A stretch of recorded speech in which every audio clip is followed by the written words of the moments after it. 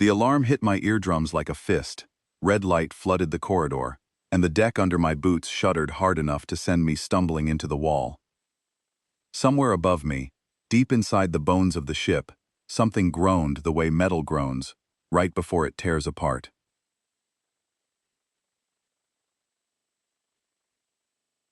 All personnel to emergency stations. Hull breach, Section 14. This is not a drill.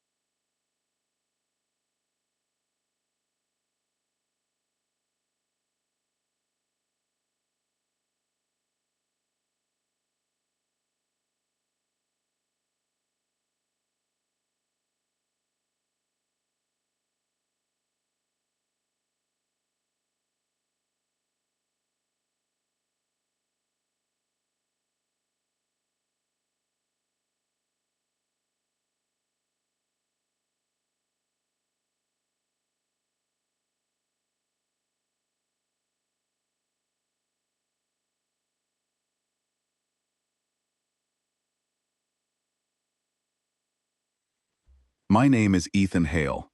I am a commander in Earth's orbital drop corps, or at least I was before the Galactic Union decided that humanity needed a seat at the grown-up table and shipped me off to serve aboard the Valdrius Ascendant, a peacekeeping dreadnought the size of a small city. I had been on this ship for exactly 9 days, and in those 9 days, I had been ignored, pitied, measured, scanned, and spoken about in languages my translator could barely keep up with. Every species aboard looked at me the way you might look at a kitten that wandered into a construction site. Cute, fragile, deeply out of place. The corridor was filling with Kethvari soldiers moving toward the breach in their standard emergency formation. 4 abreast, bone-plated shoulders, nearly scraping both walls. Each of them stood between 7 and 9 feet tall. Their skin was layered with natural armor, thick ridges of calcium and kerite that could stop a blade. They had 4 arms, 2 primary and 2 secondary, and jaws wide enough to crush a melon without effort. They moved like tanks, heavy and certain and completely unafraid. I weaved between them like a fish swimming upstream. A few glanced down at me. One of them muttered something that my translator caught as, "The small one is loose again."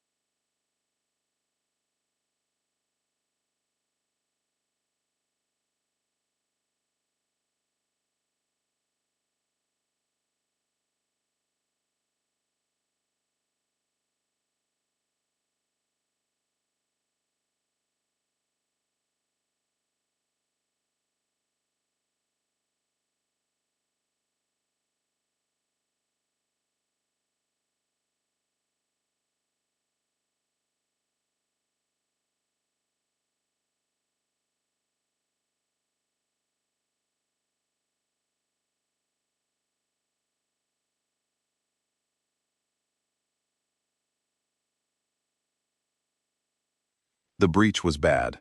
A micro-asteroid had punched through the outer hull and cracked a pressure seal, and atmosphere was bleeding into the void through a gap about 3 feet wide.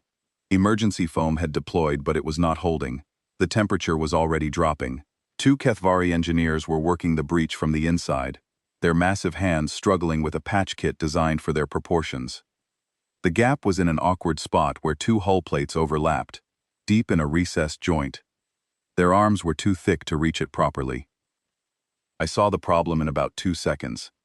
They needed someone with smaller hands. I pushed forward.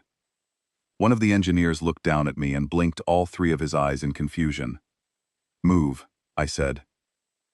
He did not move. He probably did not understand why a human was giving him instructions, so I ducked under his arm, grabbed the sealant applicator from the kit, and shoved my arm into the gap up to my shoulder. The cold hit me immediately, a vicious biting cold that turned my breath to fog and made my fingers ache. I could feel the pull of vacuum on the other side of the crack, a steady, relentless suction trying to drag me forward. I found the broken seal by touch. The sealant applicator hissed as I triggered it, filling the crack from the inside out. My fingers were going numb. I held position for 30 seconds while the compound hardened, then pulled my arm free and stepped back. The atmospheric readout on the wall panel blinked from red to amber to green. The two engineers stared at me. One of them looked at my arm, which was bright red from cold exposure and shaking slightly, and then looked at the sealed breech, and then looked at me again, as though he was trying to solve a math problem that did not add up. I flexed my fingers to get the blood flowing and walked away before anyone could ask questions. That was the first time anyone on the Valdrius Ascendant saw me do anything other than carry inventory logs. It would not be the last. The ship was enormous. I want to be clear about that because it mattered. Everything aboard the Valdrius Ascendant was built for species that were bigger, stronger, and heavier than me. The door frames were 8 feet tall. The chairs in the mess hall were wide enough for 3 of me to sit side by side. The standard issue sidearm was a weapon I needed both hands to lift. Even the food dispensers were mounted at a height that required me to stretch. I had been assigned to this vessel as a cultural liaison and tactical observer, which was a polite way of saying that the Galactic Union needed a human somewhere visible, and I drew the short straw. My commanding officer was a woman named Commander Vorjula, and she was perhaps the most impressive living thing I had ever seen. Vorjula was Kethvari, 7.5 feet tall, covered in dark green bone plate that caught the light like polished stone. 4 arms, each one thick with muscle, a jaw that could bite through a steel cable. She had served in the Union's peacekeeping forces for 26 standard years, and held the highest confirmed engagement count of any active officer. She was brilliant, ruthless, and respected by every species on the ship. She had also made it very clear, on my first day aboard, that she considered my presence a waste of her time.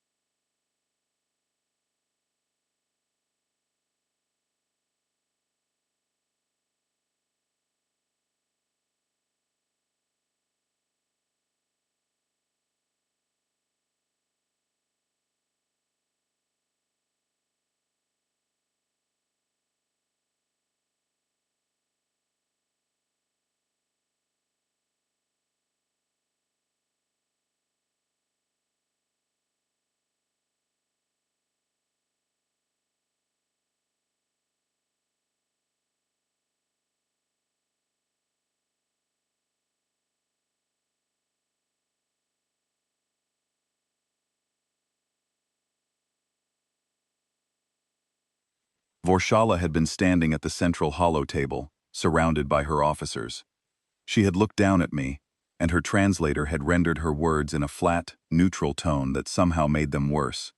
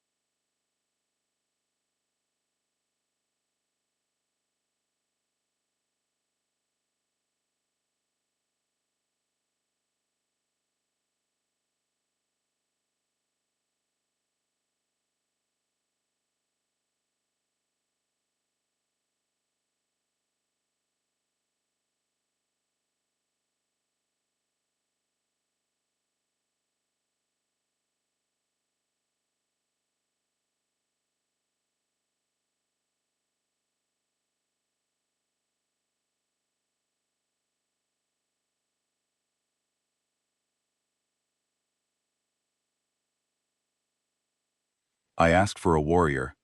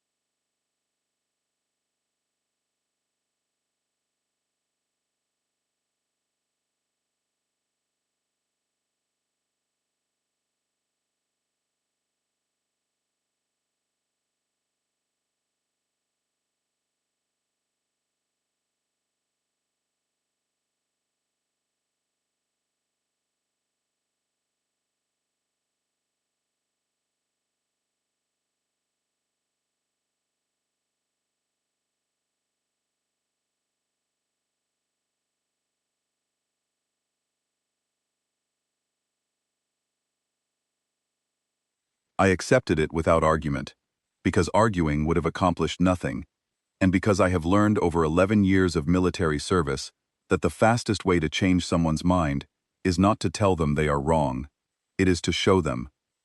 So I did my inventory work. I counted crates. I filed reports.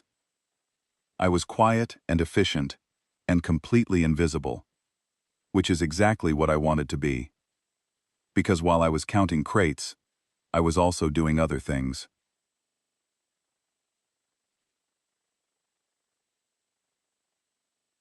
I memorized the ship's layout, every corridor, every junction, every maintenance shaft. I mapped the locations of emergency equipment, weapons lockers, escape pods, and structural weak points. I studied the duty rosters and learned which sections were understaffed during which shifts. I watched how the Kethvari moved, how they fought in their training sessions, where they left openings they did not know they were leaving. And every evening, when the ship's lights dimmed to simulate a night cycle, I trained alone in a corner of the lower sparring hall. Push-ups, pull-ups, combat drills, knife work. The gravity aboard the Valdrius Ascendant was set to Kethvari standard, which was about 1.3 times Earth normal. It made everything harder. My muscles burned, my joints ached, and every session left me wrung out like a wet towel. I did it anyway, because that is what humans do. We do not get to be born with armor. We have to earn our edge every single day. Nobody watched me train. Nobody cared.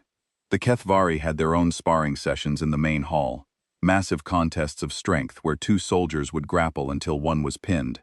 The Dralith, a lean and quick reptilian species, practiced their blade forms in disciplined groups. Even the Unmar, a six-limbed species that served primarily as medics and scientists, had their own physical routines. I was alone, and I was fine with that. On my 11th day aboard, the ship's senior medic paid me an unsolicited visit. Her name was Nira. She was Unmar, about 5 feet tall with 6 delicate limbs, and a pair of enormous dark eyes that missed nothing. She arrived at my quarters with a medical scanner and a look of professional curiosity that I recognized immediately. I had seen it on the faces of doctors who were studying something they expected to be disappointed by. "I require a baseline biological scan," she said, "for the medical database. You are the first human aboard this vessel."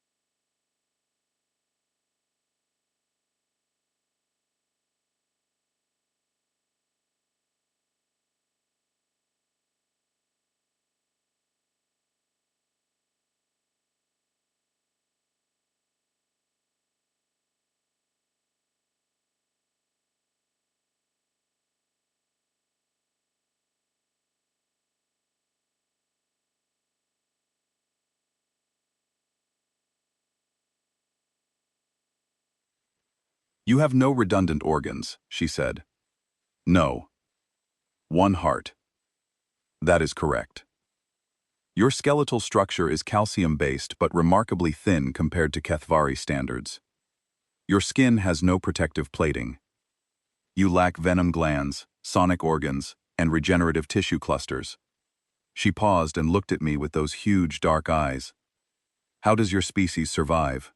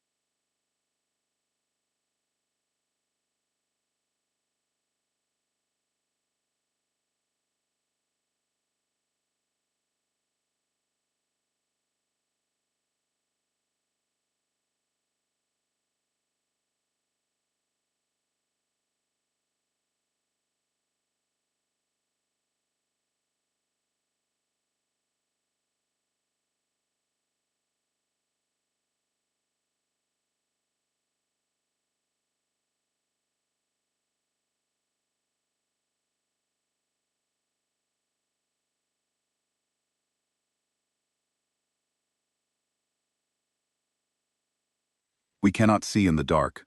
We cannot breathe underwater. On paper, we are one of the most poorly equipped sapient species in the known galaxy. We are stubborn, I said.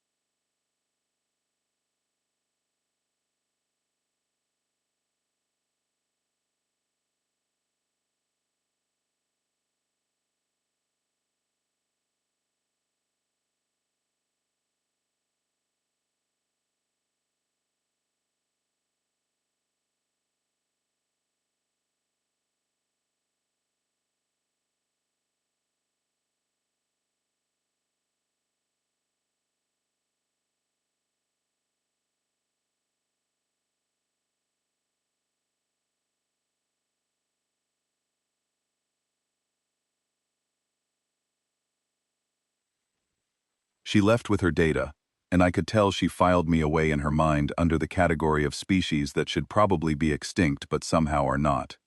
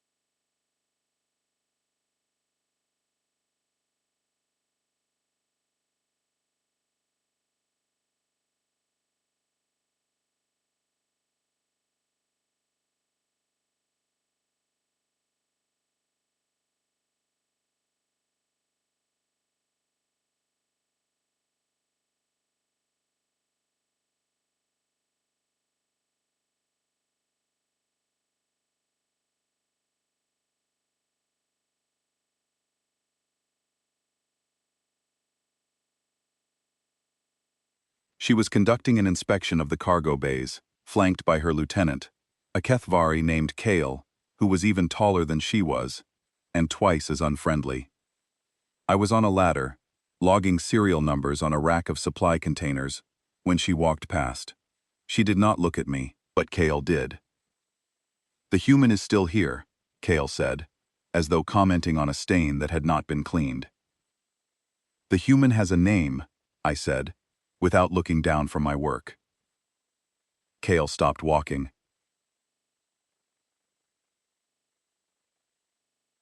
Vorshala stopped walking.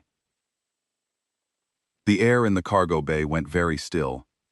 Kale turned his massive head toward me. He was 8 feet tall, and his bone plate was thick enough to stop a ballistic round.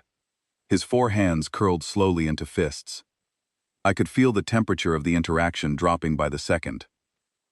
"You speak to me," he said, and it was not a question.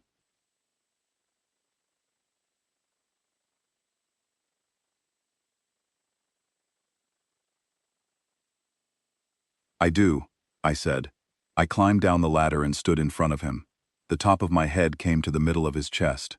I had to crane my neck to meet his eyes. "My name is Ethan Hale, Commander. 11 years of active service, 3 combat deployments to contested moons, 7 commendations, and 2 field promotions. I understand that my size is unusual by your standards, Lieutenant, but I am not a piece of furniture, and I would appreciate being addressed as a fellow officer." The silence stretched. Kale's jaw worked slowly, grinding in a way that Kethvari do when they are deciding whether to be angry or impressed. Vorshala spoke before he could decide. "Leave it, Kale." She said it quietly, but with an authority that ended the conversation instantly. Kale turned and followed her without another word. As they walked away, I saw Vorshala glance back at me once, very briefly. Her expression had not changed, but something behind her eyes had. That night, in my quarters, I did what I always did before sleep. I opened the small data pad I carried in my chest pocket, and I wrote a letter. "Dear Grace, if you are reading this, I did not make it home, but I need you to know that I tried. I am trying every day. I am on a ship full of giants who think I am made of glass. They might be right, but glass can cut if you hold it the right way.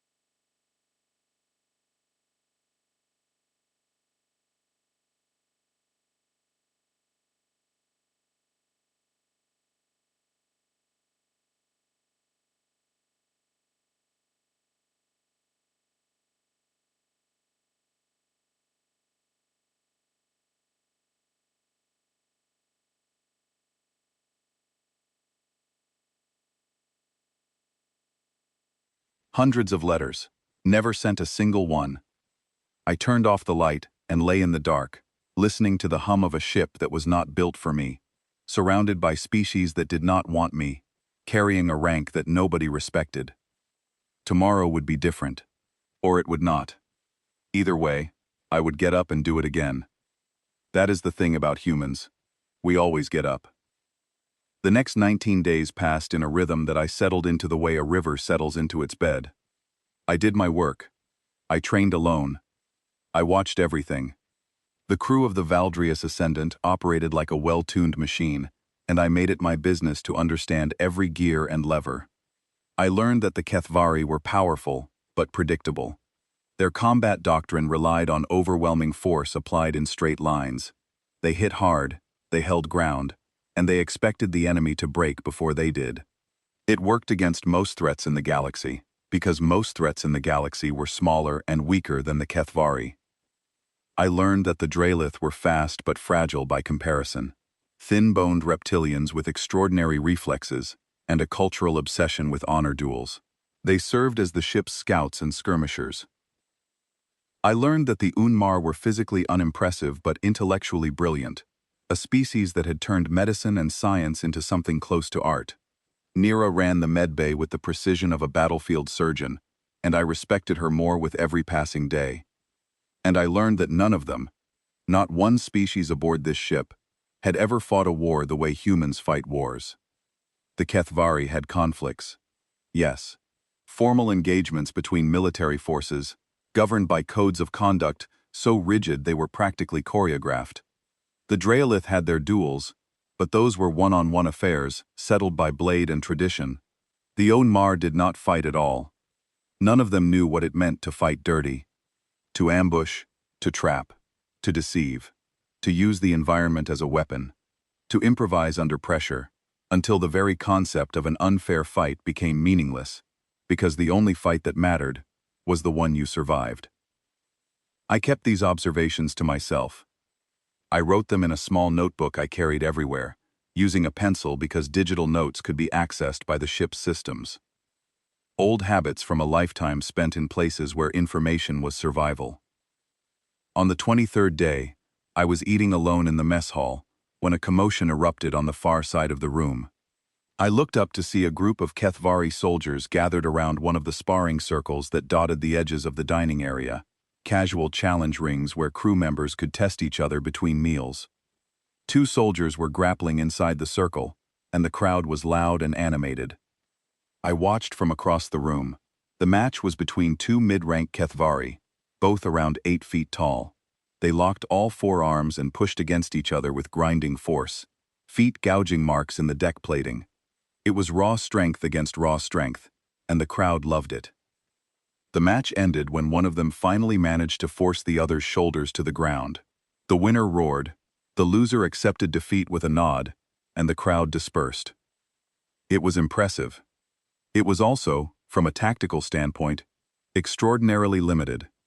Neither fighter had used footwork. Neither had attempted a feint. Neither had exploited leverage or momentum, or the geometry of the ring itself. They had simply pushed until one of them fell.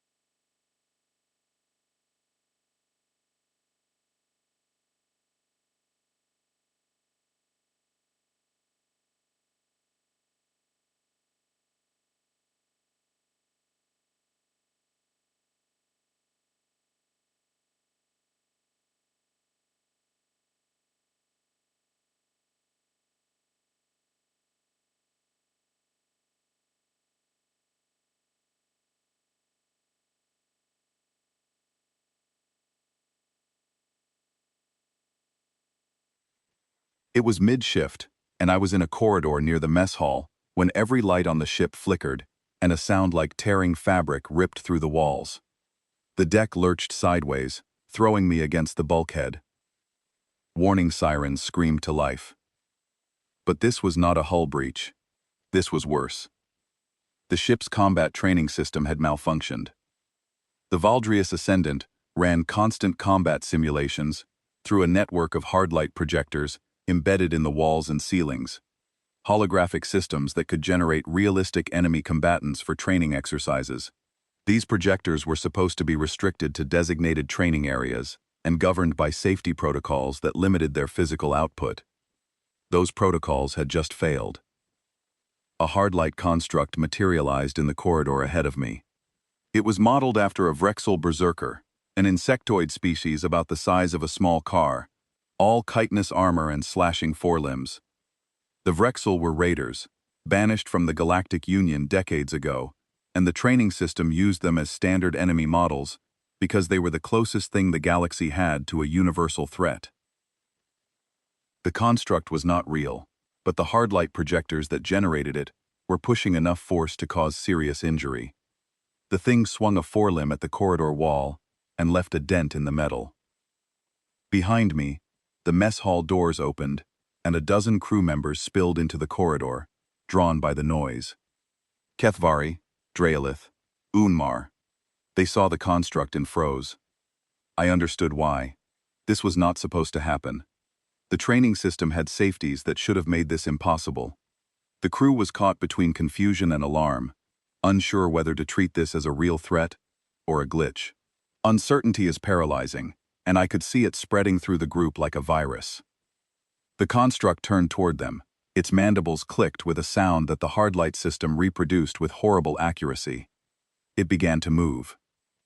11 years of training took over before I had time to think about it. I pushed off the wall and sprinted toward the construct. Not away from it, toward it.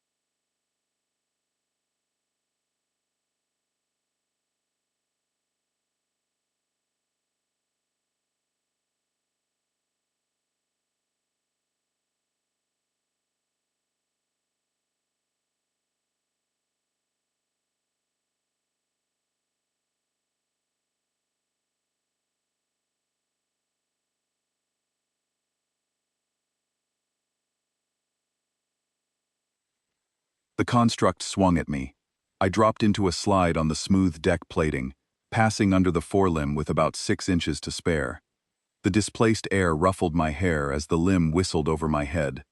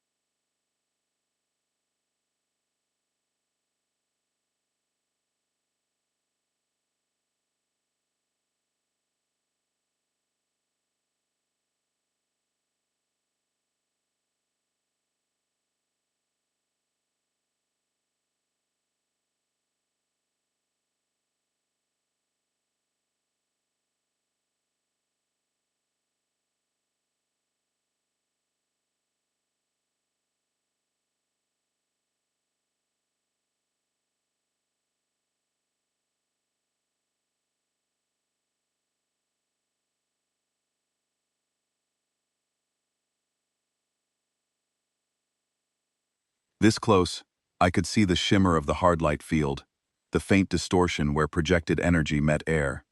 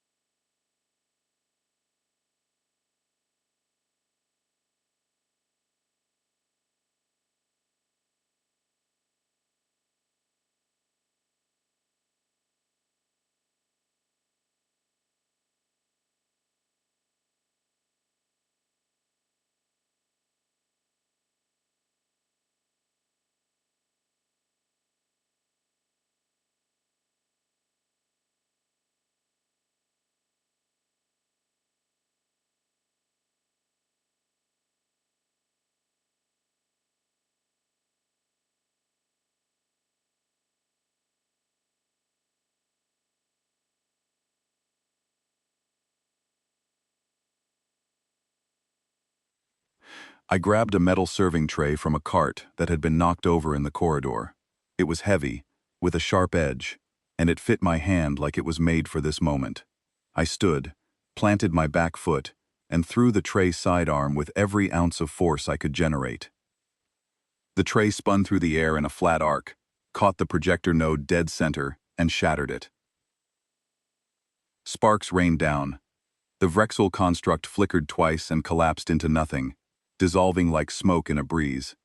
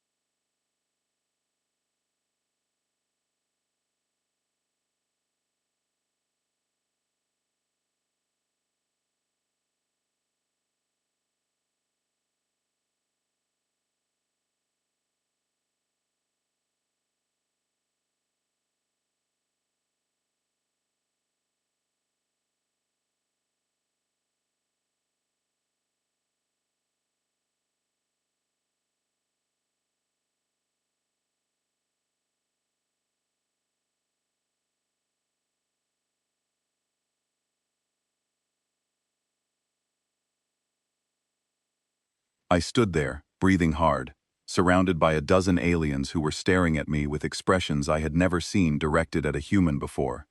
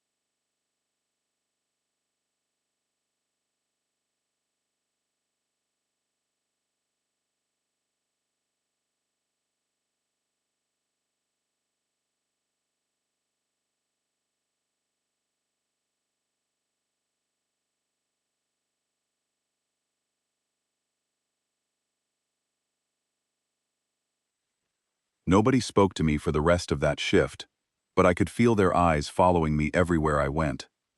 I had seen that look before, on the faces of people who were recalculating something they thought they already understood. That evening, I was in my quarters when my door chimed. I opened it to find Nira standing outside, her dark eyes wider than usual.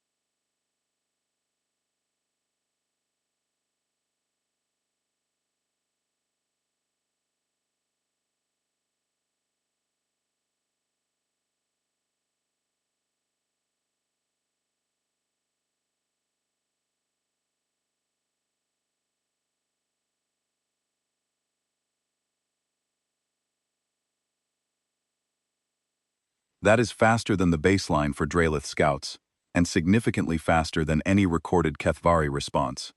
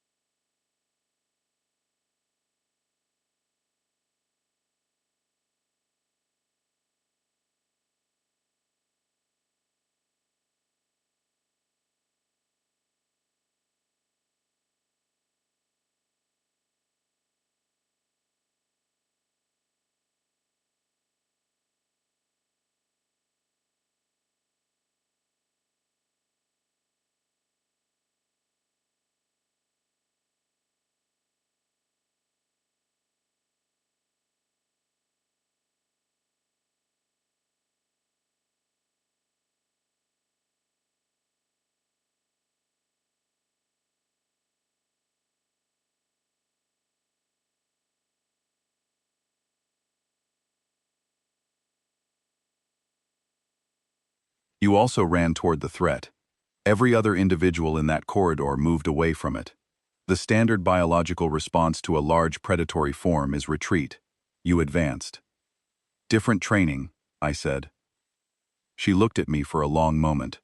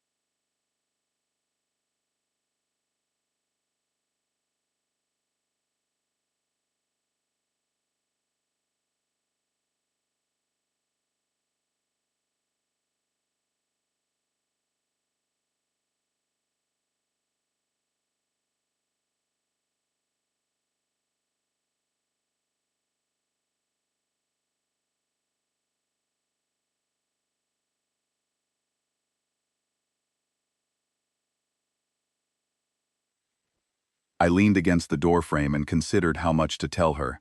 Nira was a scientist. She dealt in facts and data. She would not understand if I told her about the nights in boot camp when our instructors dropped live flashbang grenades into our barracks at 3 in the morning to teach us that hesitation is death. She would not understand the deployment on Callisto, where my unit held a collapsed mining tunnel for 9 hours against hostile forces while our wounded bled out behind us because evac could not reach us. She would not understand the particular lesson that gets burned into your nervous system when you survive enough situations that should have ended you. You stop running away from the thing that might end you. You run toward it. Because the distance between you and the threat is the distance in which you have no control, and humans hate having no control.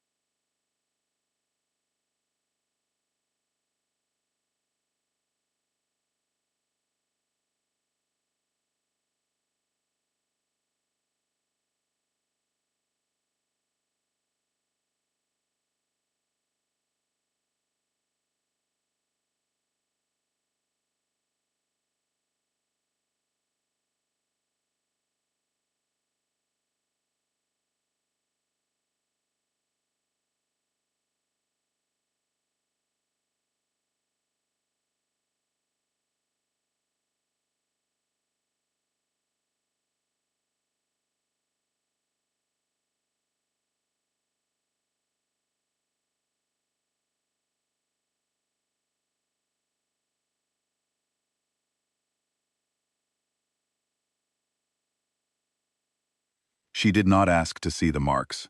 I think she already knew they were there. Commander Vorshala has reviewed the footage as well, she said.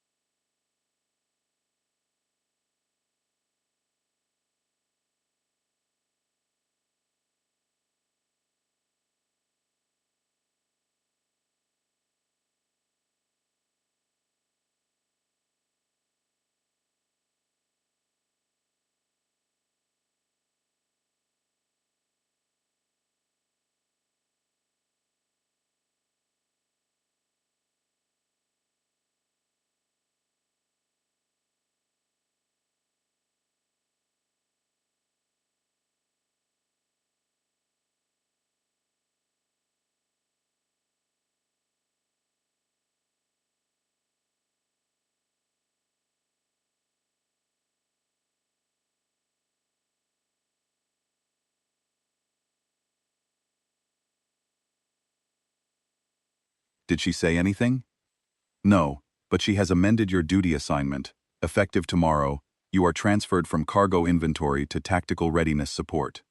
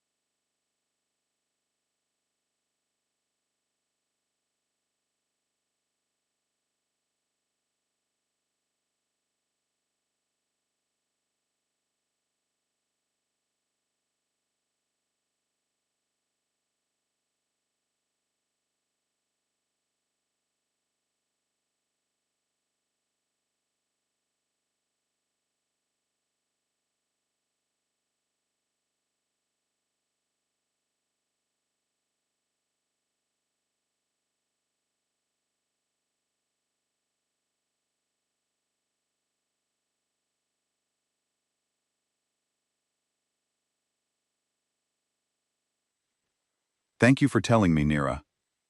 She paused at the door. Ethan, the tray you threw weighed 4.7 kilograms. You launched it with enough rotational velocity to shatter a reinforced projector node from a distance of 11 meters.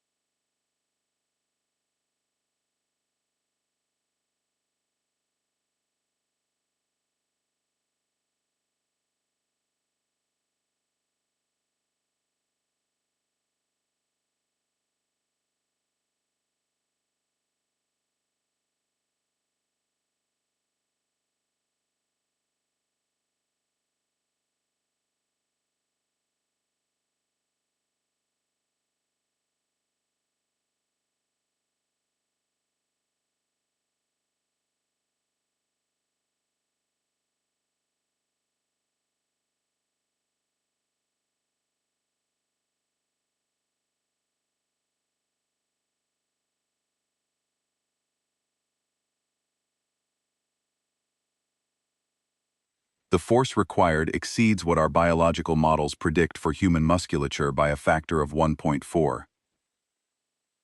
Adrenaline, I said.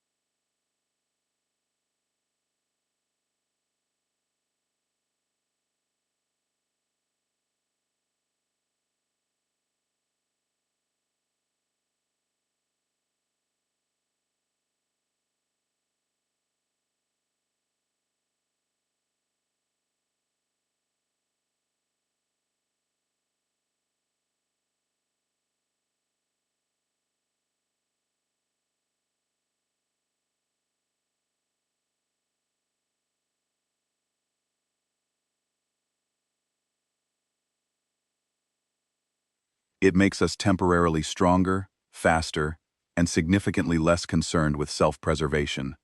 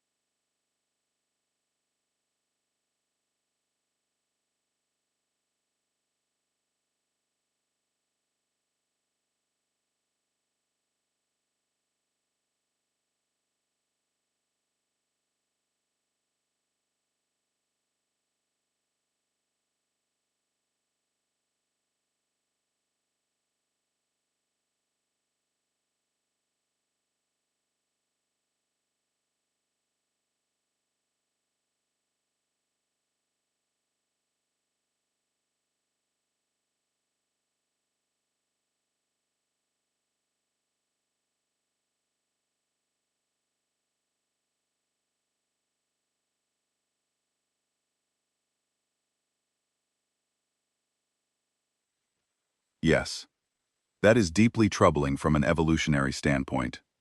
You have no idea. She left, and I stood alone in my quarters and allowed myself a small smile. Tomorrow, I would sit at the tactical table. Tomorrow they would let me see the real operations, the mission briefs, the threat assessments. Tomorrow I could start being useful.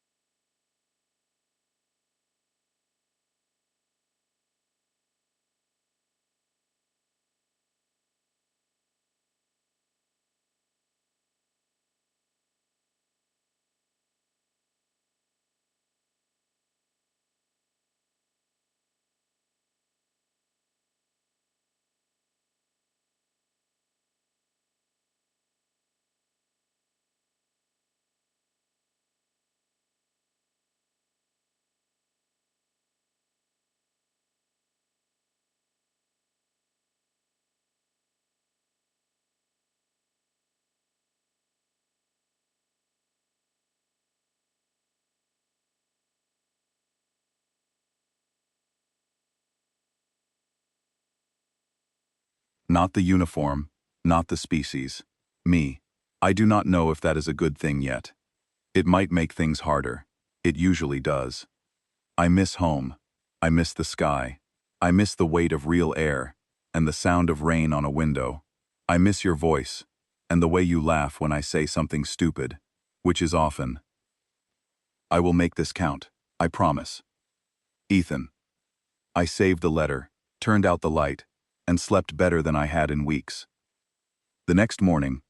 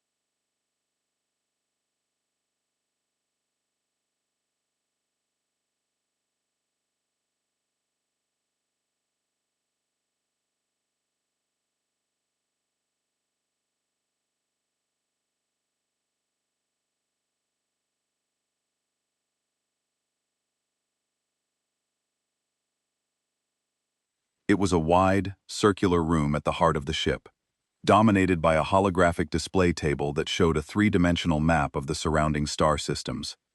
Officers from every species aboard stood at stations around the room, monitoring communications, scanning data, and coordinating the ship's operations. Vorshala stood at the head of the table. She did not greet me. She did not acknowledge my presence. She simply gestured to an empty station at the far end of the table and resumed her briefing. I took my position and got to work. Over the next 8 days, I learned more about the galaxy's current state of affairs than I had in my entire career.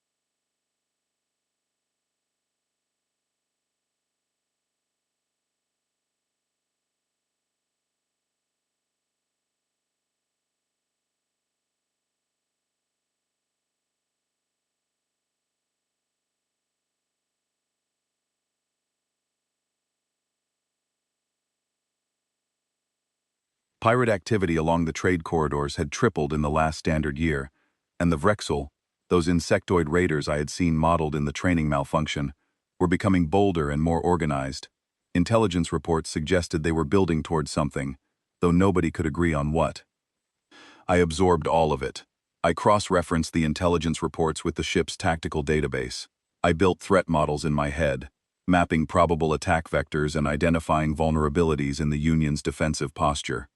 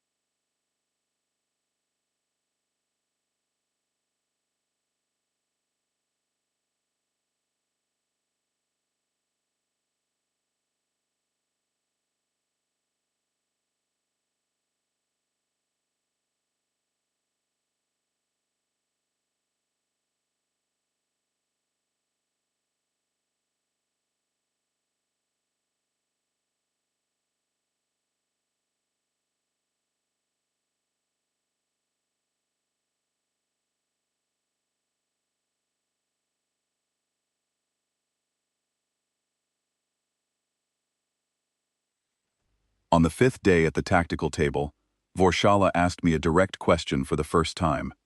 Human, the Vrexel rating pattern in Sector 9. What do you see? Every officer in the room turned to look at me. I could feel Kale's disapproving gaze like heat on the side of my face. I studied the holographic display. The Vrexel raids were plotted as red markers scattered across a stretch of space near the Union's eastern border. To most observers, they looked random. Hit-and-run attacks on small outposts, supply convoys, and mining operations. No pattern, no logic. But I had spent 11 years reading patterns in chaos, and I saw it. They are mapping your response times, I said. Each raid is positioned to trigger a different Union patrol route. They are not trying to steal resources. They are testing how fast you react, and from which direction you respond. They are building a model of your defensive coverage so they can find the gaps.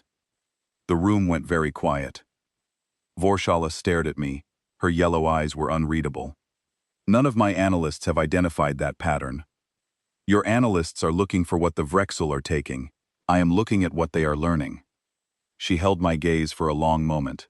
Then she turned to her intelligence officer and said, "Run the humans' analysis against the last 6 months of patrol data. I want results within the hour." The results confirmed what I had said. The Vrexel raids correlated precisely with Union patrol routes, and the data showed a systematic probing of defensive response windows. Vorshala did not compliment me. She did not smile. But when the next briefing began, my station had been moved from the far end of the table to a position directly beside hers. Kale noticed. He did not like it, but he said nothing. Something was building in the dark between the stars. I could feel it, the way I could feel a storm coming on Earth, that drop in pressure, that change in the wind. The Vrexel were planning something big, and we were running out of time to figure out what it was.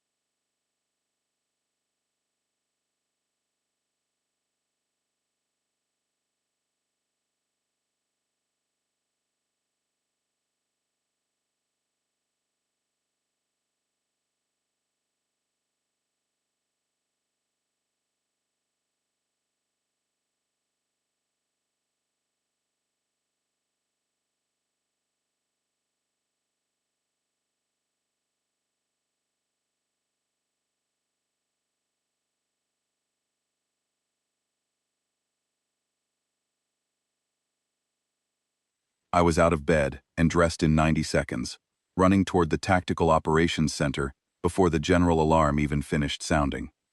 The signal was from a Union science outpost on Cathara 7, a jungle moon orbiting a gas giant in a system that was supposed to be safe. Deep Union territory. No hostile activity reported within 3 sectors. The outpost had gone dark. Vorshala was already at the tactical table when I arrived, her bone plate gleaming under the emergency lights. She was pulling up sensor data, and what the sensors showed made the room go cold.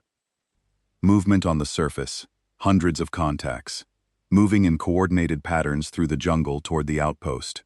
Vrexel. They had slipped past every patrol, every sensor net, every early warning system.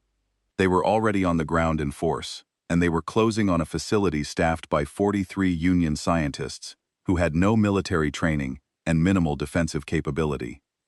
Vorshala assembled a ground team in 20 minutes.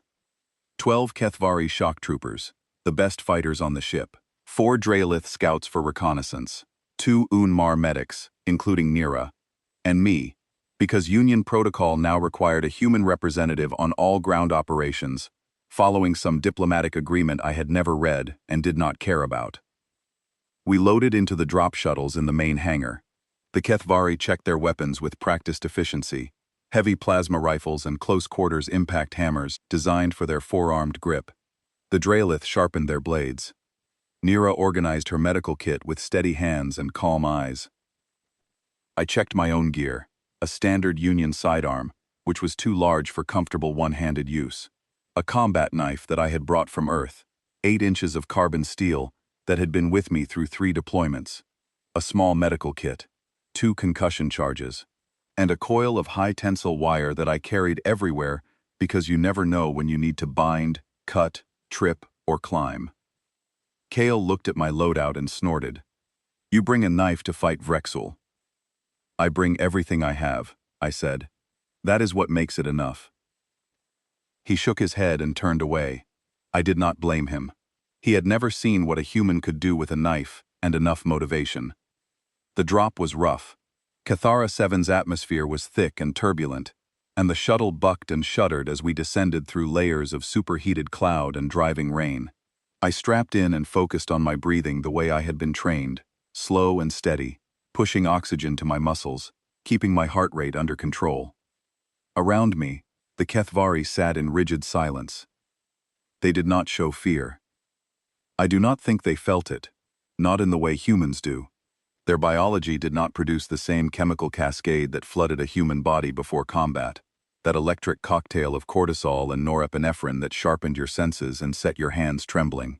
They were calm because they were built to be calm. I was not calm. I was terrified.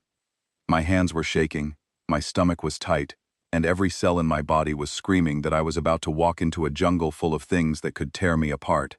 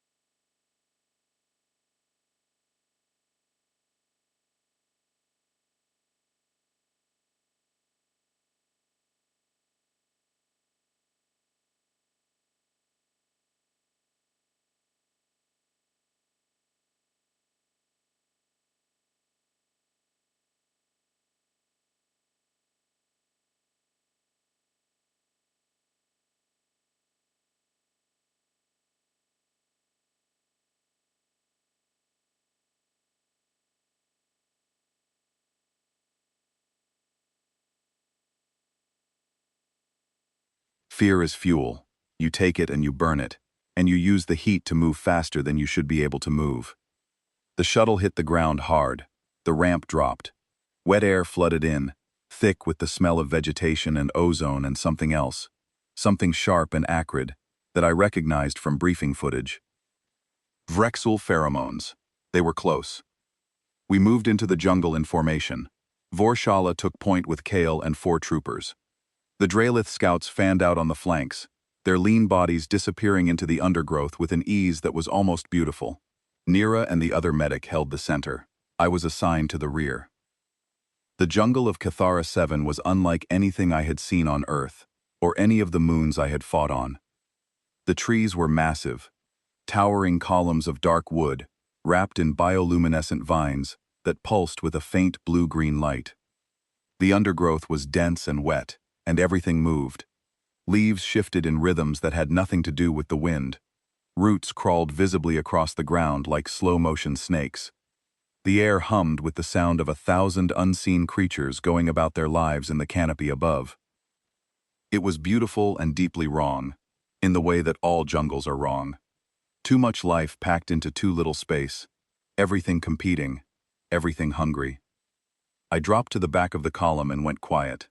Not quiet the way the Kethvari were quiet, which meant simply not talking. Quiet the way a human goes quiet, when every sense is maxed out and the animal part of your brain has taken the wheel. I softened my footsteps, lowered my center of gravity, and began reading the jungle. I saw things the Kethvari did not see, because they had never needed to see them. Broken branches at a specific height that indicated passage of something large. disturbed soil that suggested tunneling activity. A pattern of silence in the canopy ahead, where the local creatures had gone mute, which meant something was there that scared them. I moved up the column to Vorshala and spoke quietly.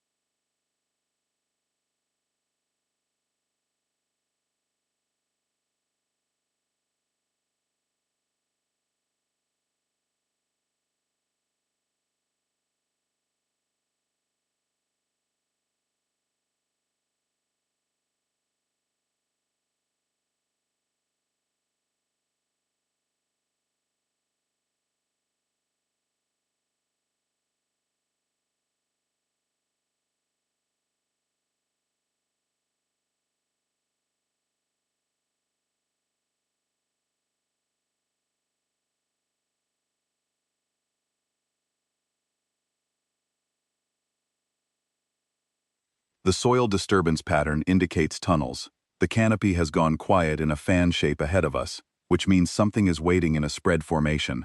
They are below us and above us.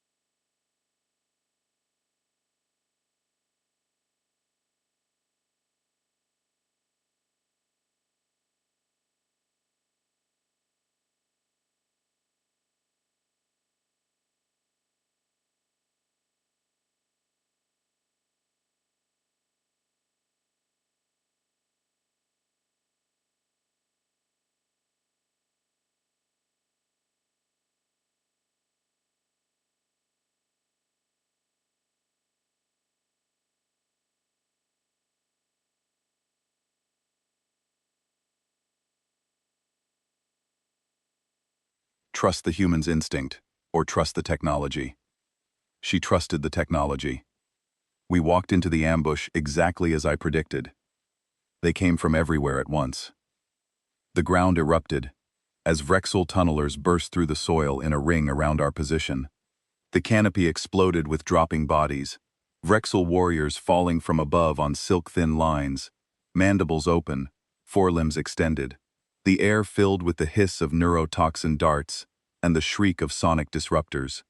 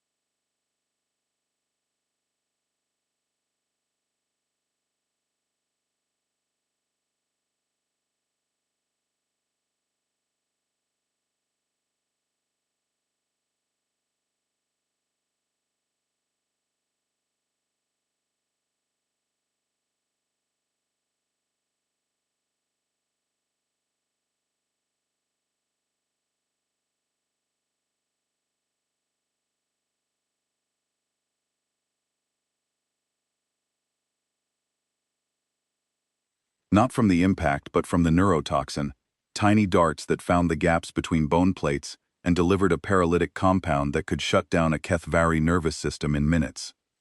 They toppled like falling trees, massive bodies crashing into the undergrowth. The formation collapsed. The Kethvari were trained for frontal engagements, not ambushes from 3 dimensions. They swung their weapons and fired their plasma rifles, But the Vrexel were fast and numerous, and they did not fight fair. They swarmed, 3 or 4 to a target, darting in to strike, and pulling back before the Kethvari could land a blow. Vorshila roared orders. Kale fired his plasma rifle in sweeping arcs, cutting down Vrexel with each blast. The Draelith scouts engaged with blinding speed, their blades flickering in the bioluminescent light.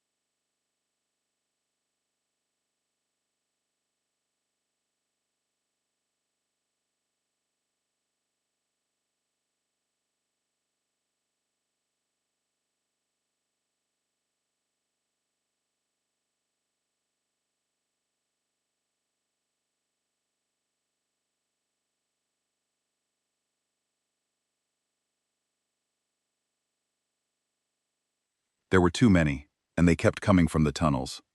I did not freeze. I did not panic. I did something that no one on that battlefield expected. I disappeared. Humans are small. Humans are quiet. Humans evolved in environments where being seen meant being eaten, and our ancestors survived not by fighting predators head-on, but by becoming invisible in plain sight.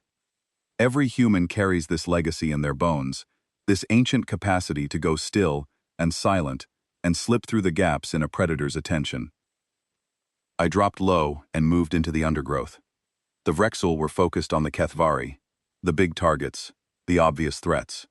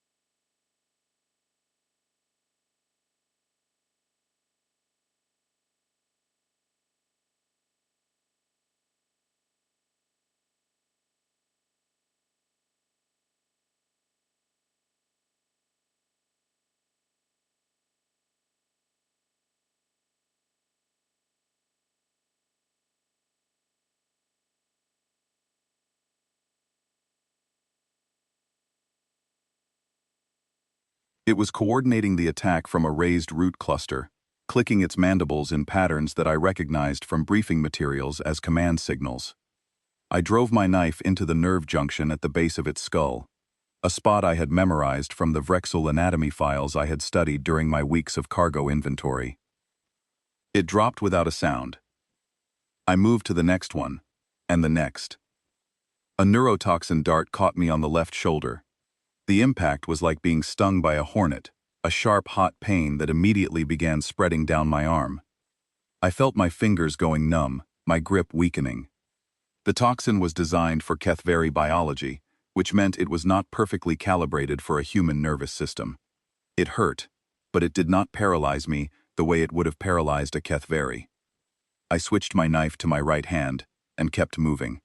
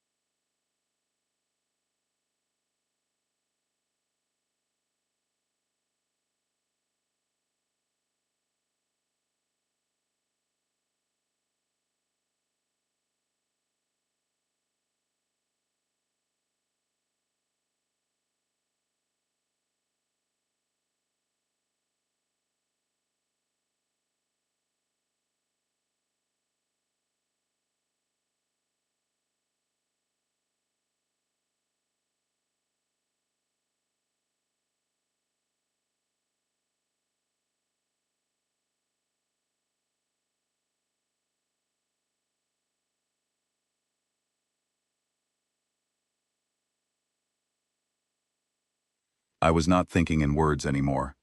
I was operating on something older than language, a deep brain survival program that had been running in human beings since before we had names. Move. Strike. Move again. Do not stop. If you stop, you are gone. A Vrexel warrior spotted me and charged.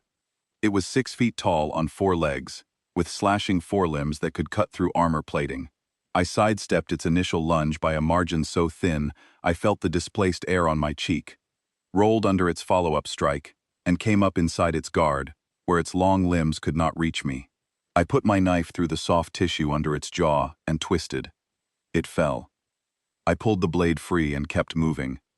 Blood was running down my left arm. My leg had been gashed by a glancing blow at some point, though I did not remember when. The pain was a distant thing, pushed to the edges of my awareness by the chemical storm raging through my body. My heart was hammering so hard I could feel it in my throat.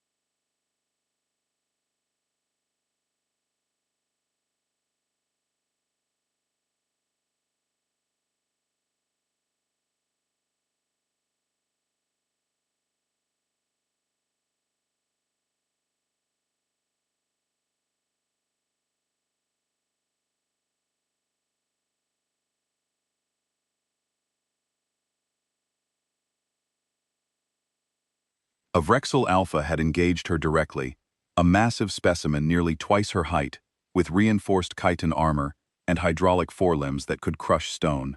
It had pinned her against a rock face, all 4 of her arms trapped, and it was methodically cracking her bone plate with each crushing squeeze. Kale was down. 2 of the Draelith scouts were down. Nobody was coming to help her. Nobody except me.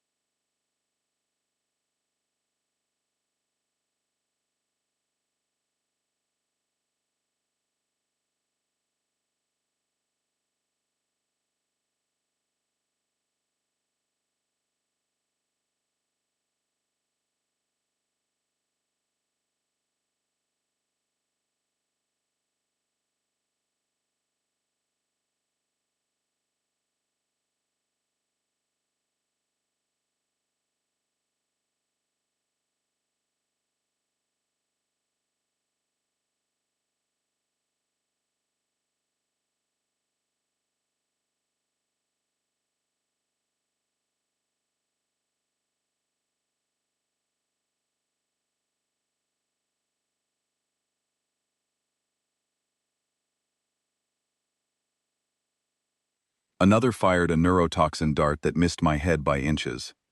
I reached the Alpha and did the only thing a human my size could do against something that large. I climbed it. My fingers found grips in the joints between its chitin plates. My boots wedged into the gaps. It tried to shake me off.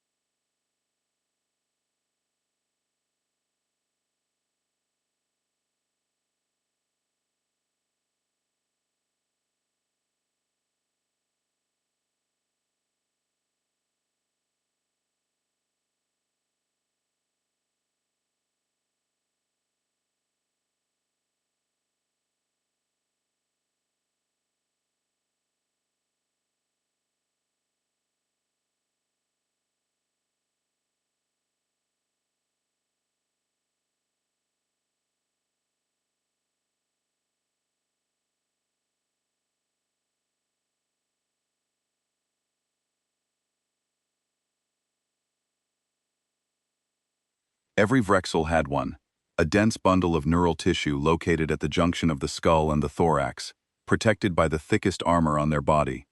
From the outside, it was nearly impossible to reach. From the top of the skull, it was exposed. I drove my knife down with both hands. The blade punched through the softer chitin at the neural junction and sank to the hilt. The Alpha shuddered. Its forelimbs spasmed and released Vorshala.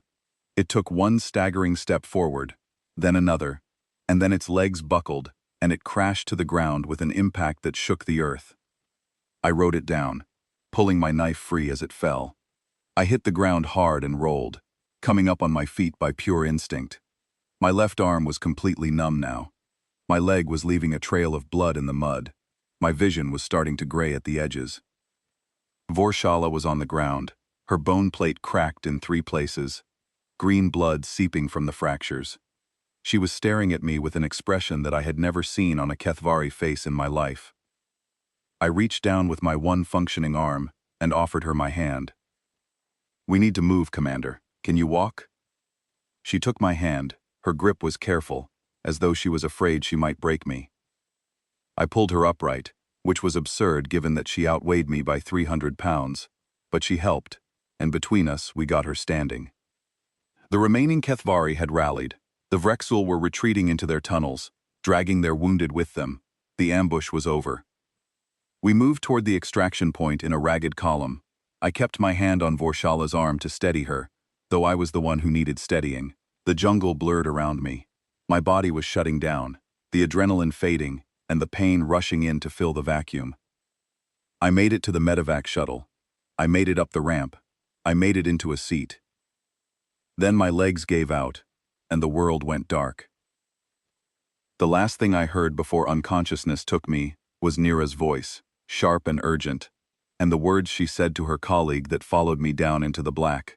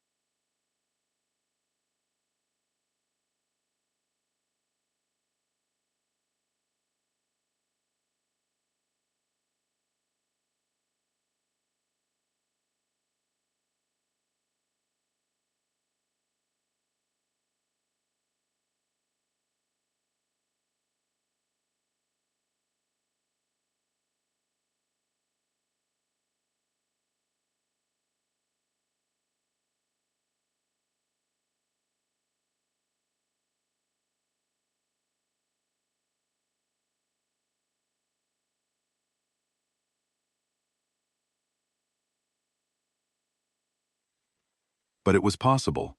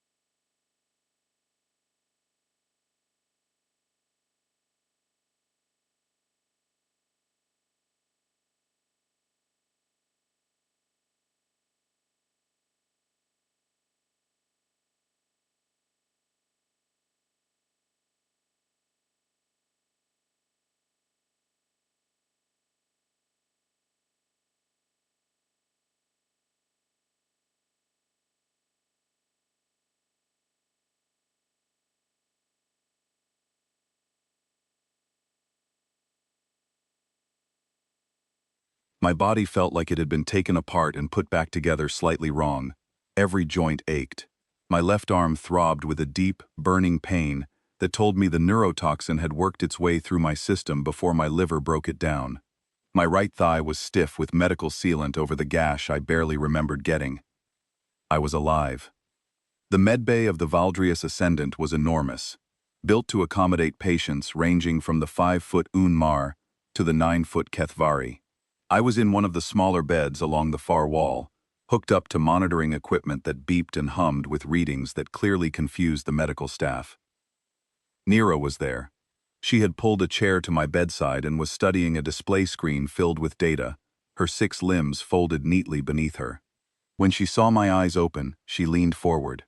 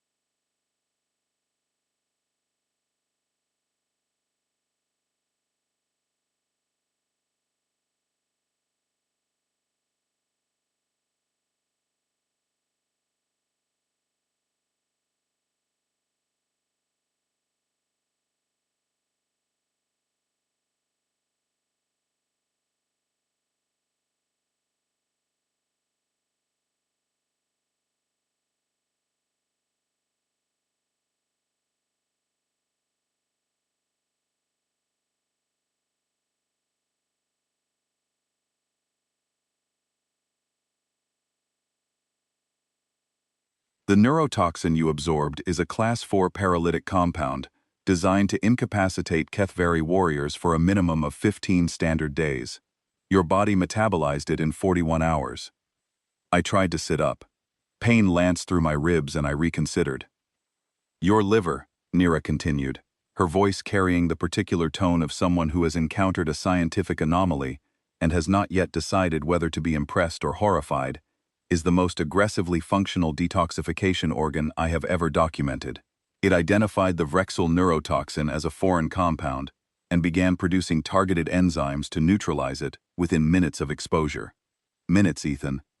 The Kethvari troopers who received the same toxin required specific antivenom and are still in recovery. We evolved alongside a lot of poisonous things on Earth, I said. Snakes, spiders, certain kinds of mushrooms, bad shellfish. Nira blinked her 4 eyes in that slow sequence that meant she was processing something disturbing.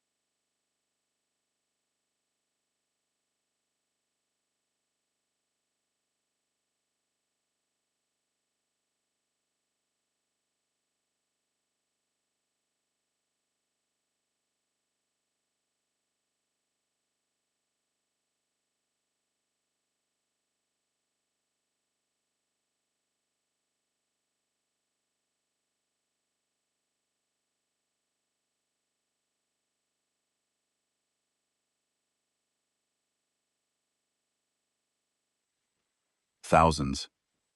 And your species survived this environment without natural armor, venom resistance, or redundant organs? We got very good at figuring out what would hurt us, and then either avoiding it or building a tolerance to it. Sometimes both. She was quiet for a moment. Then she said, "The gash on your thigh required 14 stitches. The wound showed signs of thermal cauterization, which means you sealed it yourself during the engagement, with a heated blade. I did not want to bleed out.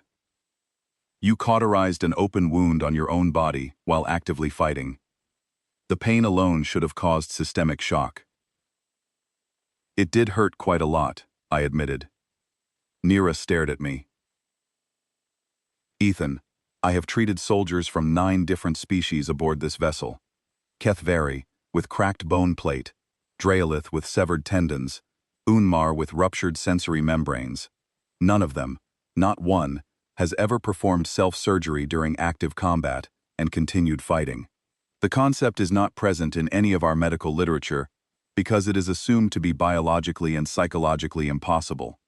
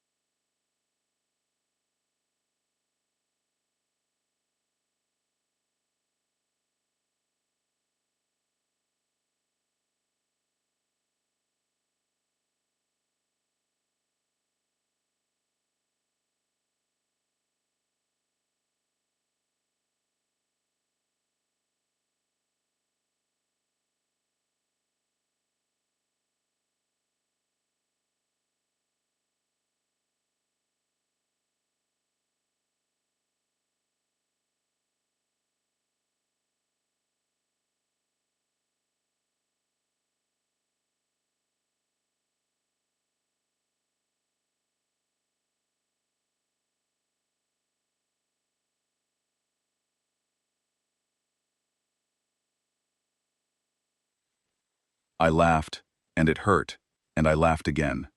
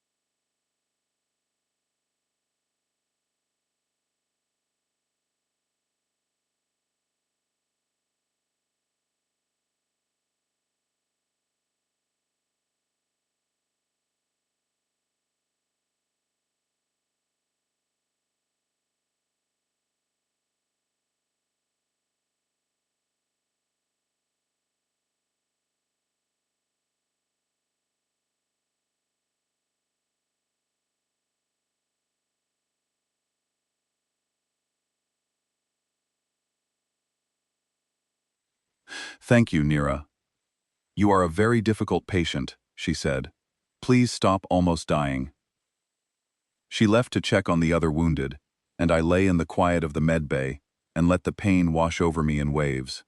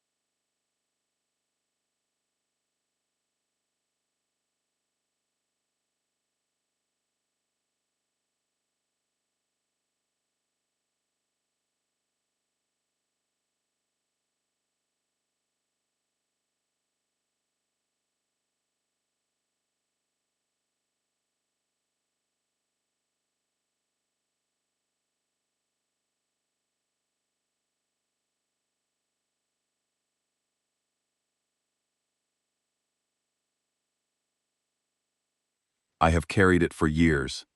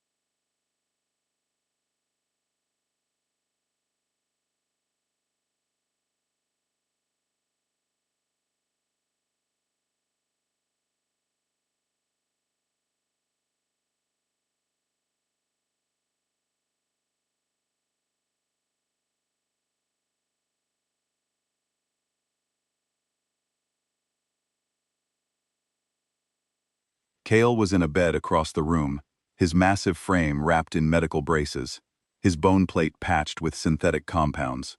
He had taken 3 Vrexel warriors by himself before going down, and even in defeat, he looked like something you would think twice about approaching. He was watching me.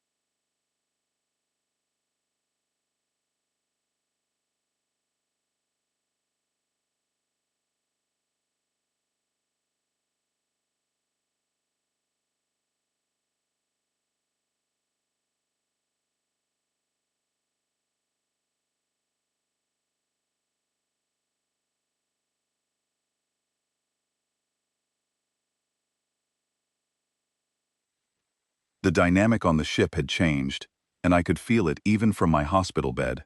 When crew members passed the medbay entrance, they looked in at me with expressions I had not seen before.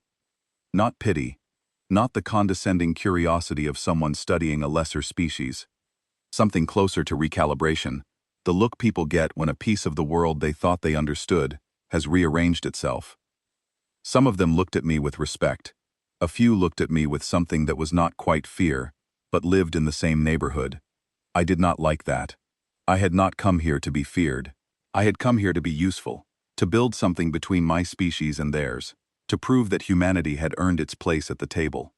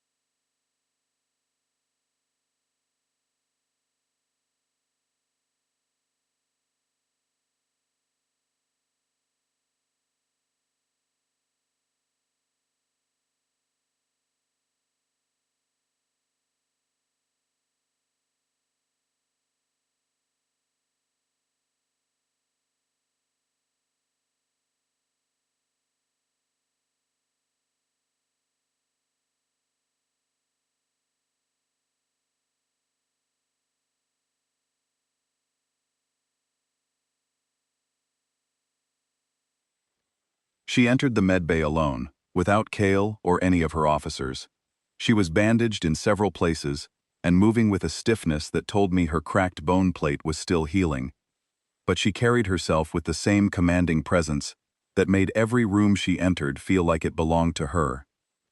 She pulled a chair to my bedside and sat down. For a Kethvari, sitting in a chair designed for Unmar proportions was an act of mild physical absurdity, but she managed it with dignity. For a long moment, she said nothing.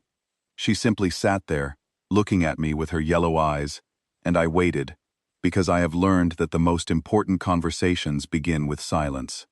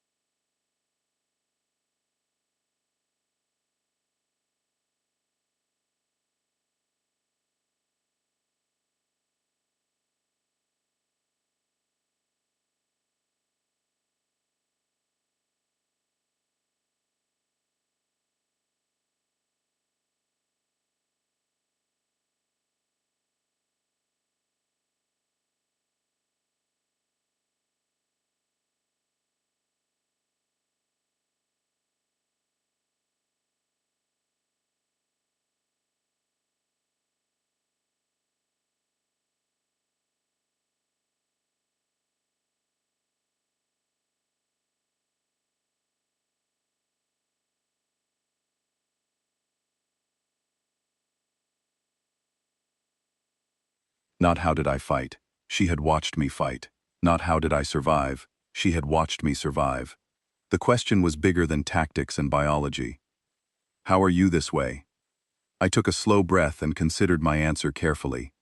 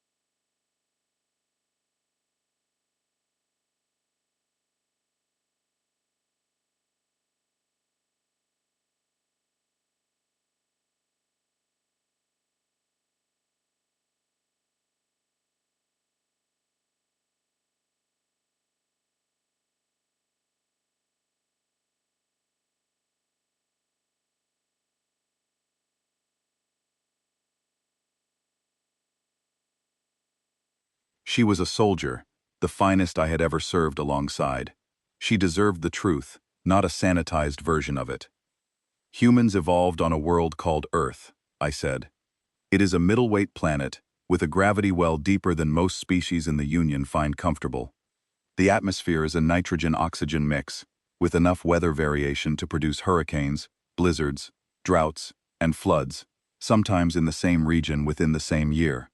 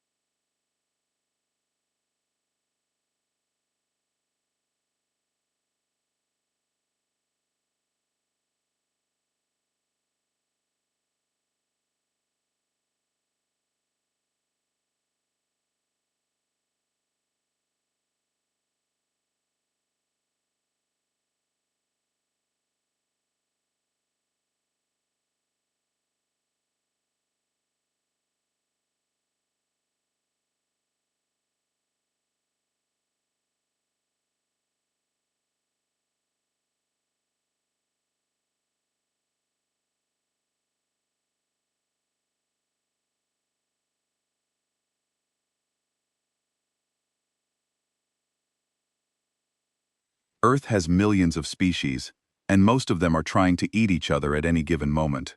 When humans first appeared, we were not the biggest, not the fastest, not the strongest. We had no armor, no claws, no venom. We were soft. We were slow compared to the things that hunted us. And we were very, very edible. Yet you survived. We survived because of two things. The first is endurance. Humans are persistence predators. We cannot outrun most animals on our world in a sprint, but we can outlast nearly all of them over distance. Our ancestors would chase prey across open grassland for hours, sometimes an entire day, until the animal's body overheated and it could no longer run.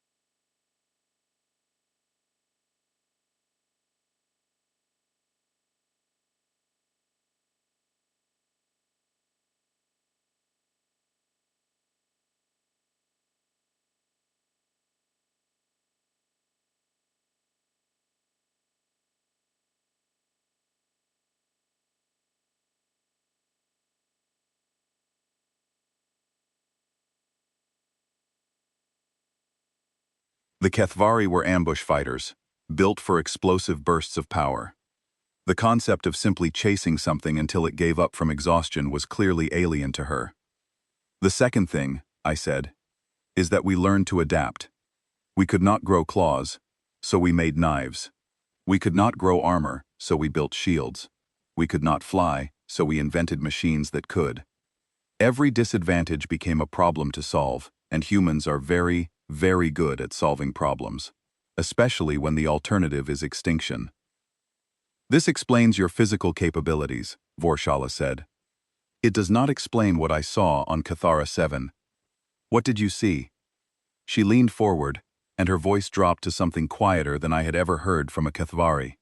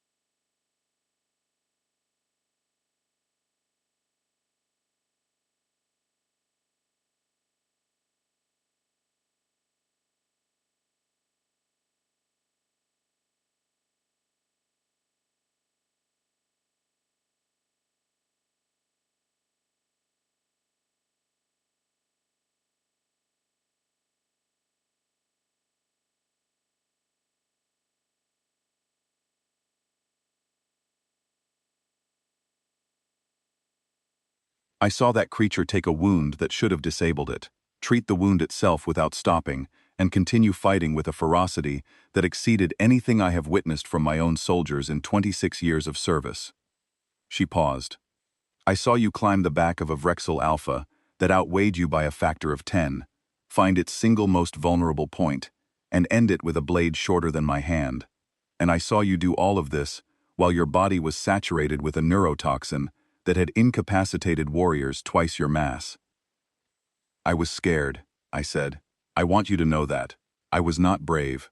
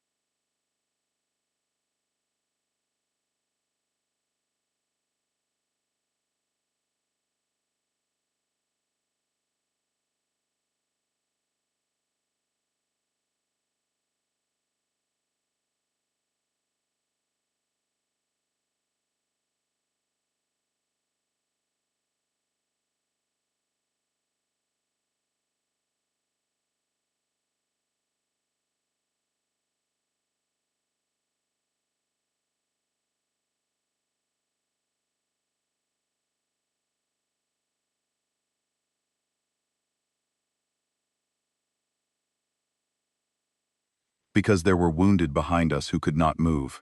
Because retreating meant leaving people behind, and I am not capable of doing that. Physically incapable? Psychologically incapable. Humans can endure nearly anything except the knowledge that we abandoned someone who needed us.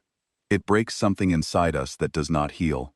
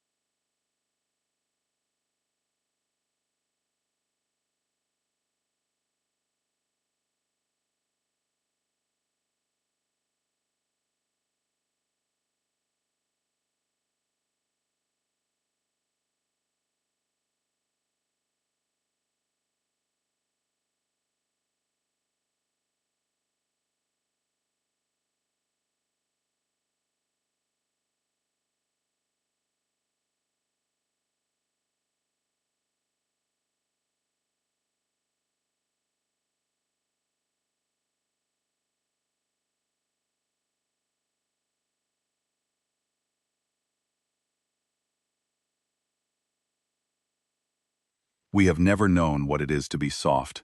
We do not understand what it costs to walk into danger without the certainty that our bodies can withstand what is coming. For Kethvari, courage is the expectation. We fight because our biology permits it. There is no choice involved. She looked at me with those yellow eyes, and I saw something in them that I had never expected to see from the most decorated warrior in the Union peacekeeping forces. Humility. You fight knowing your body can fail you at any moment. You fight in pain, through fear, without armor, without guarantee. You choose it every time. I think that may be the most dangerous thing in this galaxy. Not strength, not speed, not endurance, but the choice to fight when everything about your biology tells you to run.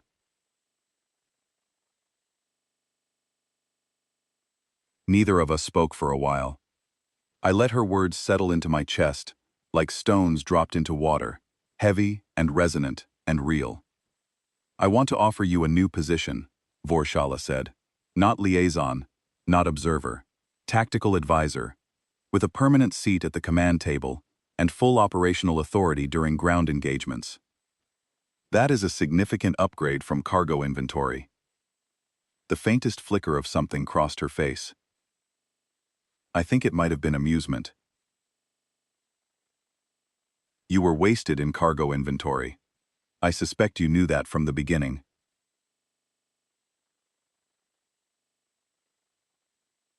I suspected it. Yes. She stood, and the chair creaked with relief. She turned toward the medbay door, then paused. Ethan. Yes, Commander? The letter you write every night. The one you never send. Who is it for? The question hit me, in a place I kept protected. A place behind the training and the discipline and the 11 years of learning to carry weight without showing the strain.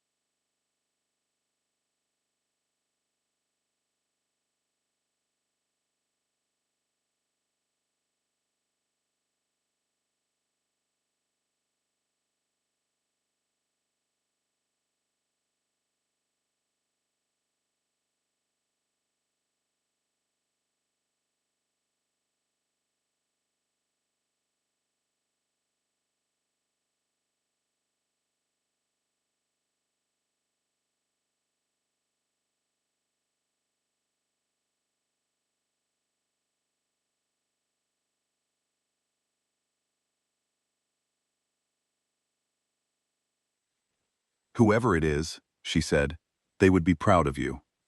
She walked out. The medbay door closed behind her, and I was alone with the beeping machines and the white light, and the weight of a compliment that I did not know how to carry.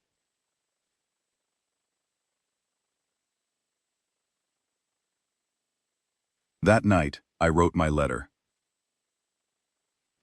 Dear Grace, a woman who could break me in half with one hand told me today that I am dangerous. Not because of what I can do, but because of what I choose to do, despite knowing what it will cost. I do not feel dangerous. I feel tired and sore and very far from home. But I think she might be right about the choice. We do not get to be born armored, you and I. We have to decide every morning to put ourselves back together and walk into whatever the day brings. That is what makes us human. The choosing. I am getting better at it. Ethan. The alert came 2 weeks after Cathara 7, on a night when I was sleeping for the first time without painkillers. My body had healed faster than anyone expected, which should not have been a surprise by this point, but still managed to unsettle the medical staff. Nira had taken to running my blood work twice daily, muttering about adaptive immune responses and metabolic anomalies with the intensity of a researcher who has stumbled onto the discovery of her career.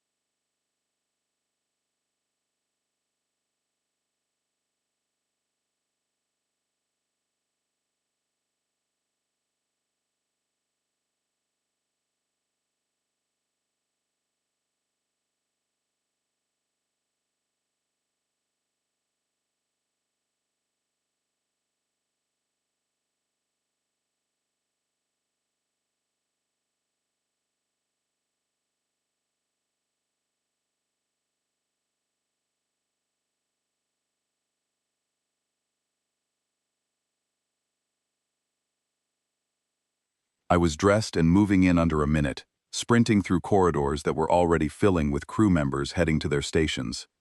When I reached the Tactical Operations Center, the holographic display told me everything I needed to know, and none of it was good. 12 Rexel warships had dropped out of hyperspace in formation around Cathara Prime, a Union colony world in the next system over. 4 million civilians, agricultural communities, research facilities, families. The colony had minimal orbital defenses, a handful of automated platforms designed to handle small-scale piracy, not a full invasion fleet. The Valdrius Ascendant was the only capital ship within response range. The nearest reinforcements were 17 hours away at maximum speed. 17 hours. The colony would fall in 6.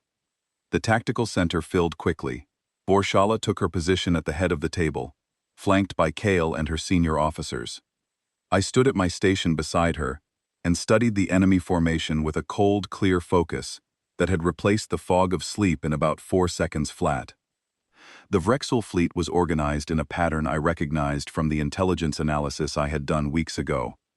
A central command vessel, larger than the others, surrounded by 11 escort ships in a layered formation. The command vessel was the brain of the operation. Vrexel fleet tactics relied on a coordination array, a powerful communication system that linked all ships in a kind of tactical hive mind, allowing the fleet to react as a single organism. Without it, each ship operated independently, and independent Vrexel ships were dangerous but disorganized. With it, they were devastating. Vorshala laid out the situation in clipped, precise terms.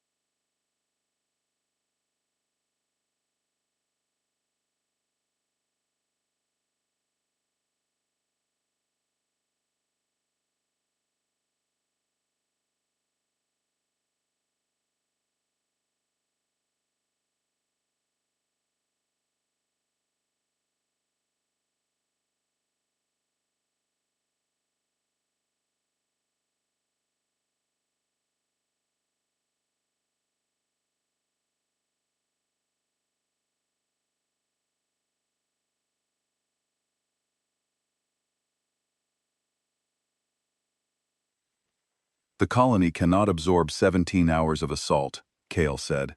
His voice was flat, but I could hear the tension beneath it. No, Vorshala agreed. It cannot.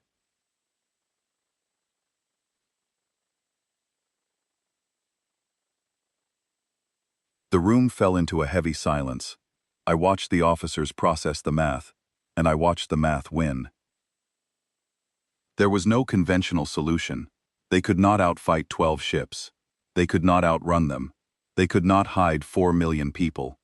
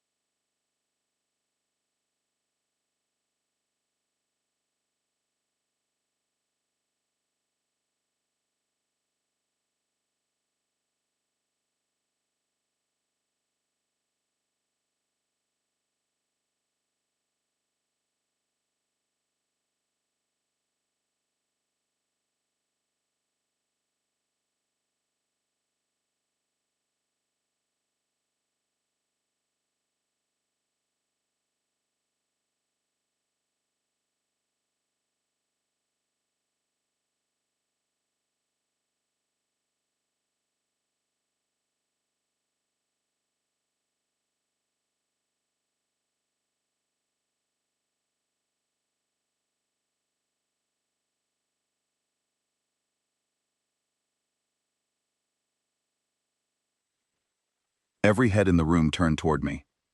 I stepped forward, and pointed at the central command vessel on the display.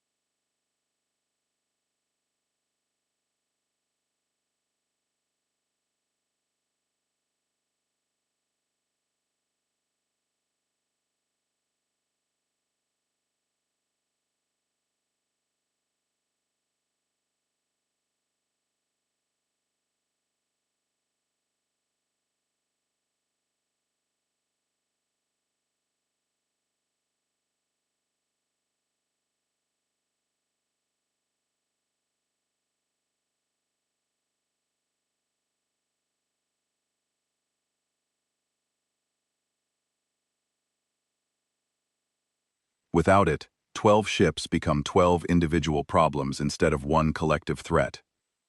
We are aware of the array's function, Kale said. It is located in the most heavily defended vessel in the fleet. Destroying it would require firepower we do not possess. I am not suggesting we destroy it from the outside.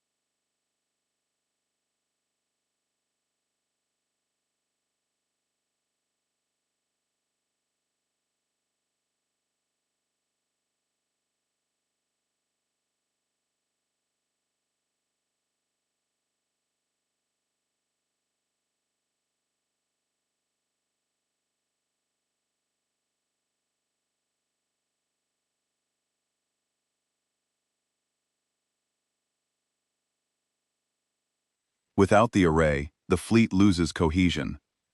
12 uncoordinated ships against the Valdrius Ascendant and the colony's orbital platforms become manageable odds. Not good odds, but survivable odds.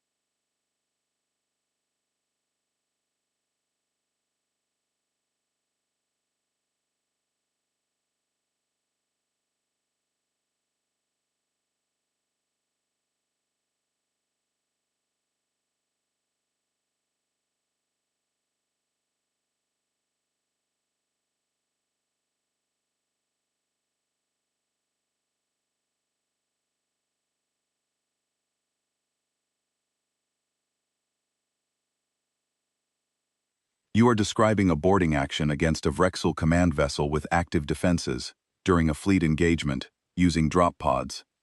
Yes. The probability of survival for the insertion team is negligible.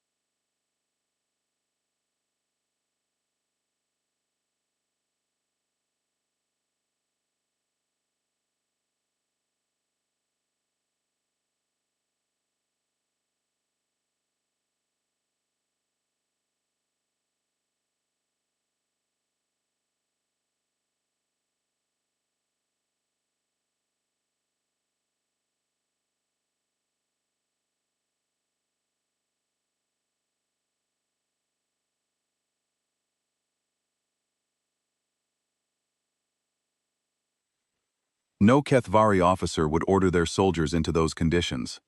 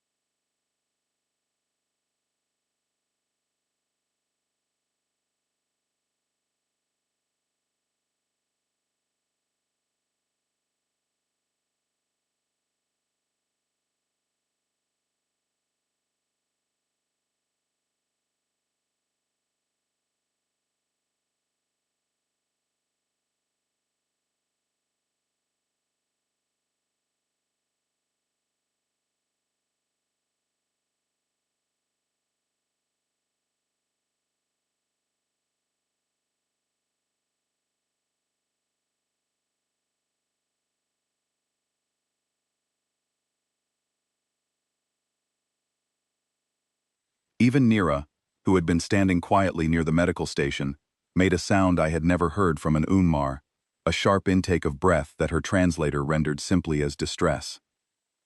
Vorshala raised one hand, and the room went silent. She had that kind of authority. She looked at me for a long time. I held her gaze and kept my breathing steady and waited. I could see the war happening behind her eyes, duty against caution, logic against instinct, the weight of 4 million civilian lives against the near certainty that anyone who boarded that ship would not come back. "I am going with you," she said. The room went silent again, but this time it was a different kind of silence. If the ship's most decorated officer was volunteering for a suicide mission, the argument was over. Not because anyone agreed with the plan, but because Vorshala's presence transformed it from a desperate gamble into something that might actually work. What happened next surprised me more than anything. A Draelith scout named Syl stepped forward. She was the fastest warrior on the ship, lean and sharp, and covered in the fine silvery scales that marked her as a blade master. She had lost friends on Cathara 7. She said nothing. She simply stepped forward and stood beside me. Then one of the Kethvari troopers, a young soldier named Dren who had barely survived the jungle ambush, moved to join us. Then another trooper.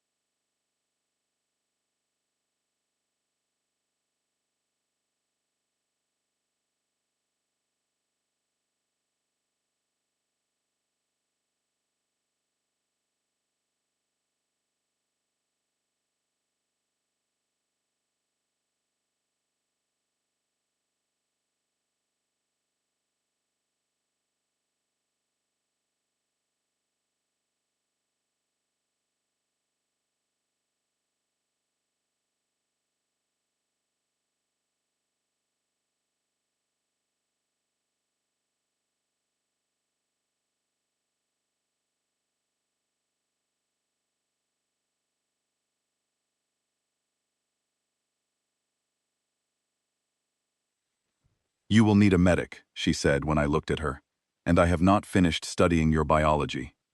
6 of us in total: Vorshala, myself, Seal, 2 Kethvari troopers, and Nira. 6 people against a warship full of Rexel. The plan was simple in concept, and horrifying in execution.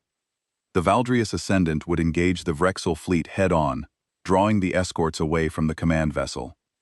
In the chaos of the engagement, our drop pods would launch in a ballistic trajectory, designed to look like debris. We would breach the command vessel's hull, fight our way to the coordination array, and break it. I had 40 minutes to prepare. I used every second. I checked my gear with the methodical precision that 11 years of service had drilled into my hands. Sidearm, knife, concussion charges, wire, medical kit. I added a few items from the ship's armory, things I had studied during my time at the tactical table and knew I might need. A plasma cutter small enough to carry one-handed. A set of electromagnetic charges that could disable electronic systems at close range. A breaching tool designed for Draelith scouts that was, by happy coincidence, perfectly sized for human hands. In the drop bay, I found Syl sharpening her blades with a focus that bordered on religious devotion. She did not look up when I approached. Syl.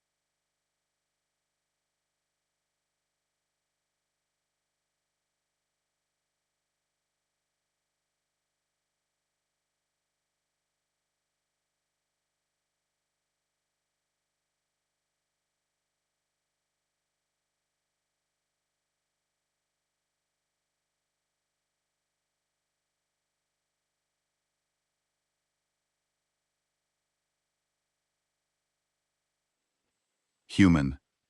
Ethan. She paused her sharpening and looked at me with her silver eyes. I watched you on Cathara 7. I saw what you did to the Alpha. I did what was necessary. You did what no one else could do. You were small enough to climb it and precise enough to find the nerve junction. I have trained for 30 years and I could not have done what you did.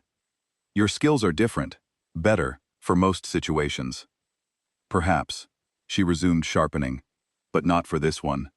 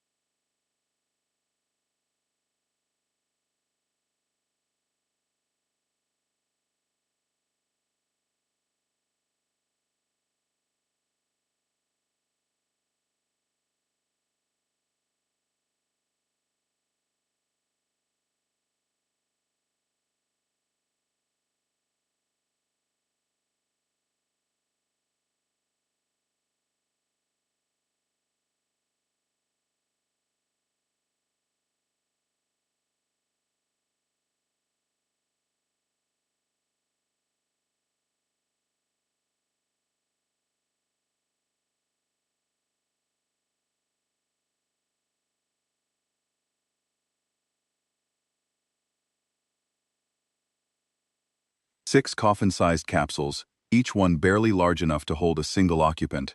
The Kethvari pods were significantly larger than mine. Mine was a tight fit, but manageable. The interior was padded with impact foam and equipped with a minimal guidance system. It was designed to get you from the ship to a planet's surface in one piece. Not to breach the hull of a warship, but we had made modifications.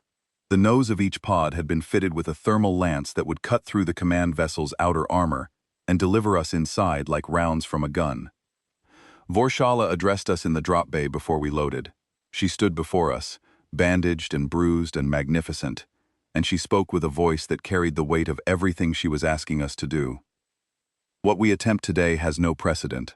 We are outnumbered, outgunned, and operating beyond any tactical doctrine any of our species has written. The probability models say we will fail. She looked at me.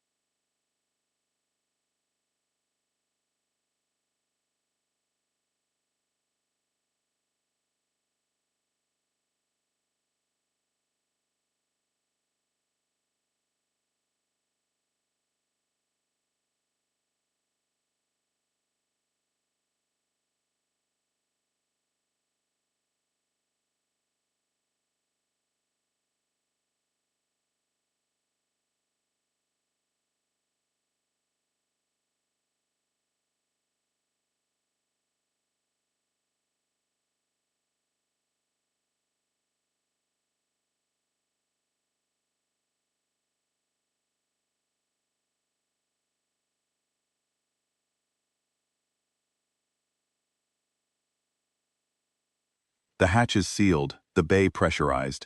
Through a narrow viewport, I could see the stars, cold and bright and indifferent.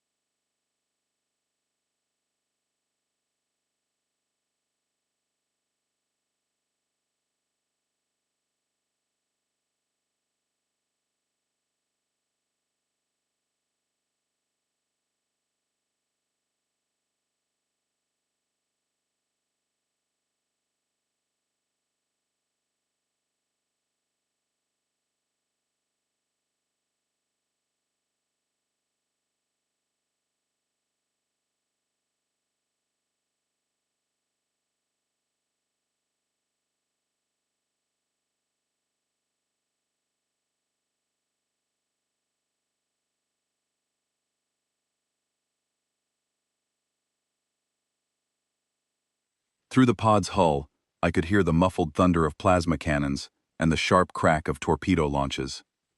Then the drop signal came, and gravity disappeared. The pod launched. The acceleration hit me like a wall, crushing me into the padding with a force that squeezed the air from my lungs and made my vision narrow to a tunnel. I fought to breathe, fought to stay conscious, fought against the raw physical reality of being hurled through space in a metal coffin at a velocity that would turn me to paste if anything went wrong. The Vrexel point defense systems opened up. Through the viewport, I could see beams of superheated energy lancing through the void around us, trying to intercept what they thought was debris. A beam passed so close to my pod that the hull temperature spiked, and the impact foam began to smoke. Then the thermal lance fired, and the world became noise and heat and violence. The pod punched through the command vessel's outer armor like a needle through cloth, and for 3 seconds I was surrounded by shrieking metal and sparks, and the howl of atmosphere equalizing. The pod came to a brutal stop inside the ship's hull, and the hatch blew open. I was inside. The interior of the Vrexel command vessel was dark and humid, the air thick with pheromones and the acrid smell of chitin. The walls were organic, coated in a resinous material that the Vrexel secreted to make their ships feel like their home tunnels. Bioluminescent strips along the ceiling provided dim, uneven light. I was out of the pod and moving before the echo of the breach had faded. Syl was next to me within seconds, her blades already drawn. Then Dren, then the second trooper, then Vorshala, each one emerging from their pod bruised and rattled but alive. Nira came last. Her pod had taken a glancing hit during the approach, and she emerged with a cut above her eye and a medical kit clutched to her chest like a lifeline. But she was on her feet, and she was moving, and I respected her more in that moment than I had ever respected anyone.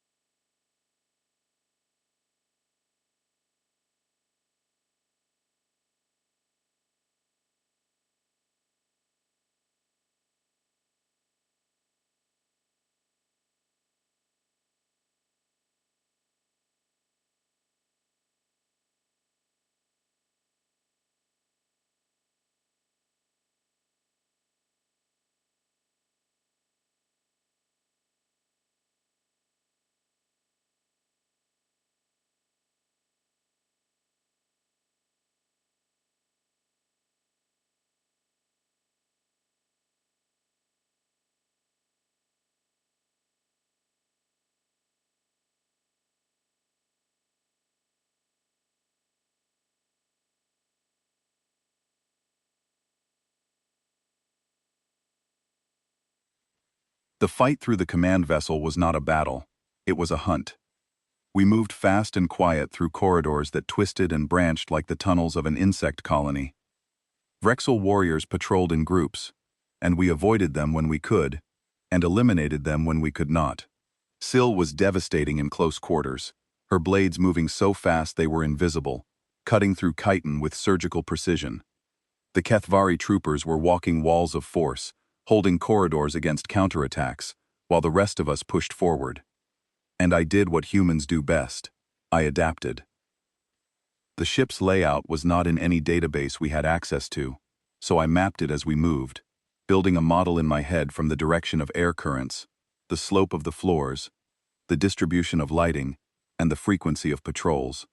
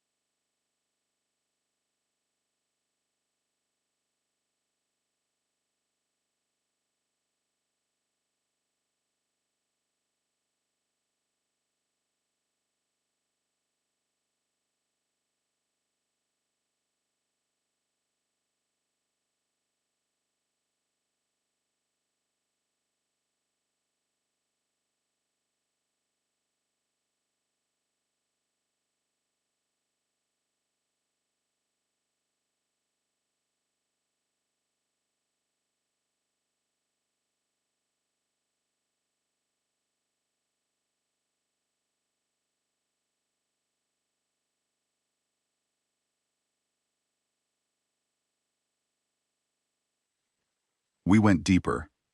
We lost Dren at an intersection. A Vrexel squad hit us from a side corridor, and Dren held the line while we moved through.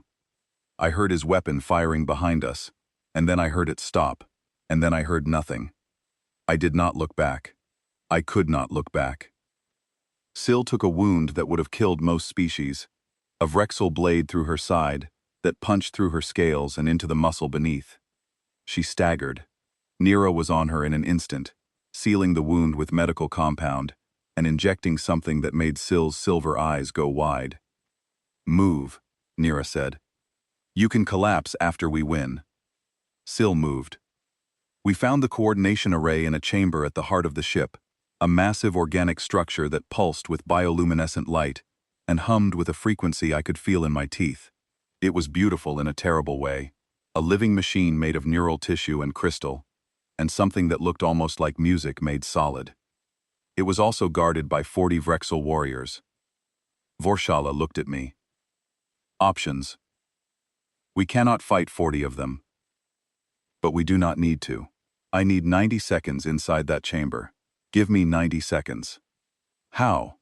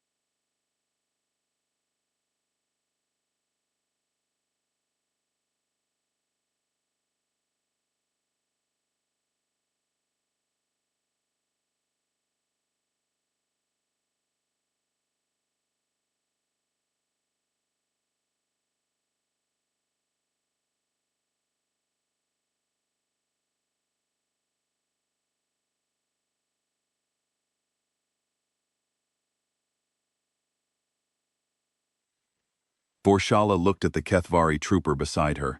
She looked at Syl, bleeding but standing.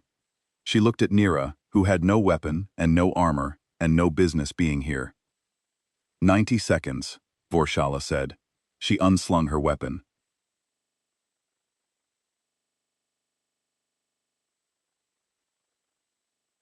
They moved. All of them, into the corridors around the chamber, making noise, drawing fire, pulling the Vrexel guards out of position. I heard the roar of Vorshala's weapon, and the clash of Syl's blades, and the thundering impact of Kethvari bone against Rexel chitin. I slipped into the chamber. The coordination array towered above me, a pillar of living technology that stretched from floor to ceiling. I studied it.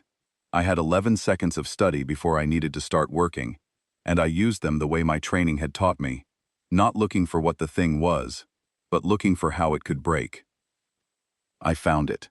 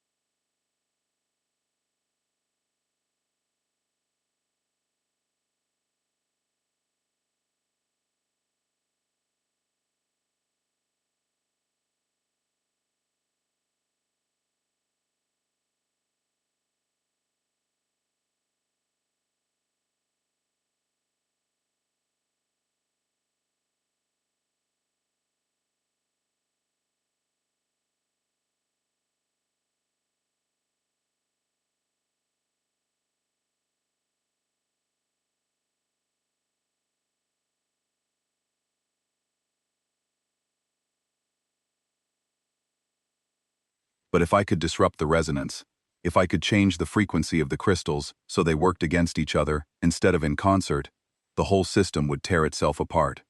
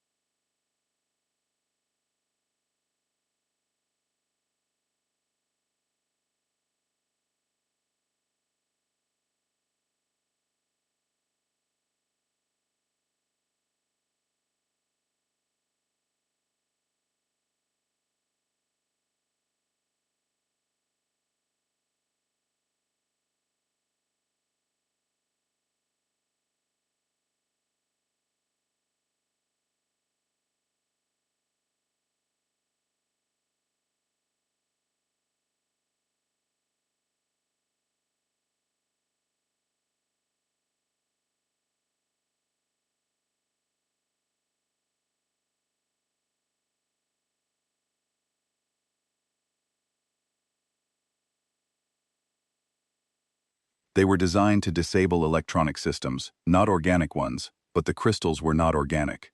They were mineral, and minerals responded to electromagnetic fields. I placed the charges, 3 of them, at points around the array that I chose based on the harmonic pattern of the crystal nodes. It was not science, it was instinct. It was the same instinct that told my ancestors where to strike a flint to make fire, the human capacity to look at a complex system and understand, on some level beneath conscious thought, where it was weakest. I triggered the charges. The effect was instantaneous. The crystals screamed, not a sound, exactly, but a vibration that I felt in every bone of my body, a dissonance that made my vision blur and my teeth ache. The neural tissue convulsed. The bioluminescent light flickered, pulsed, and went dark. The coordination array was dead. Across the void, aboard every Vrexel warship in the fleet, the hive mind tactical link collapsed. 12 coordinated ships became 12 confused ships, each one suddenly operating in isolation, unable to communicate or coordinate. The fleet formation shattered like glass. The Valdrius Ascendant pressed the advantage. The colony's orbital platforms opened up.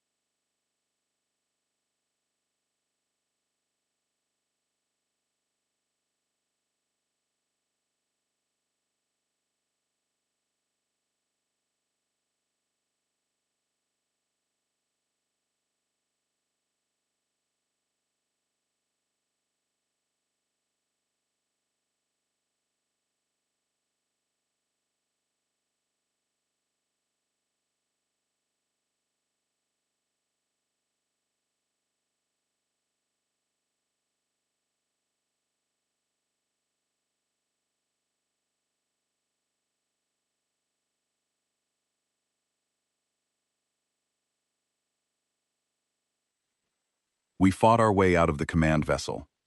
I do not remember all of it. I remember Vorshala carrying the wounded Kethvari trooper over one shoulder while firing her weapon with her other 3 arms. I remember Syl moving like a silver ghost through the Vrexel defenders, her blades singing despite the wound in her side.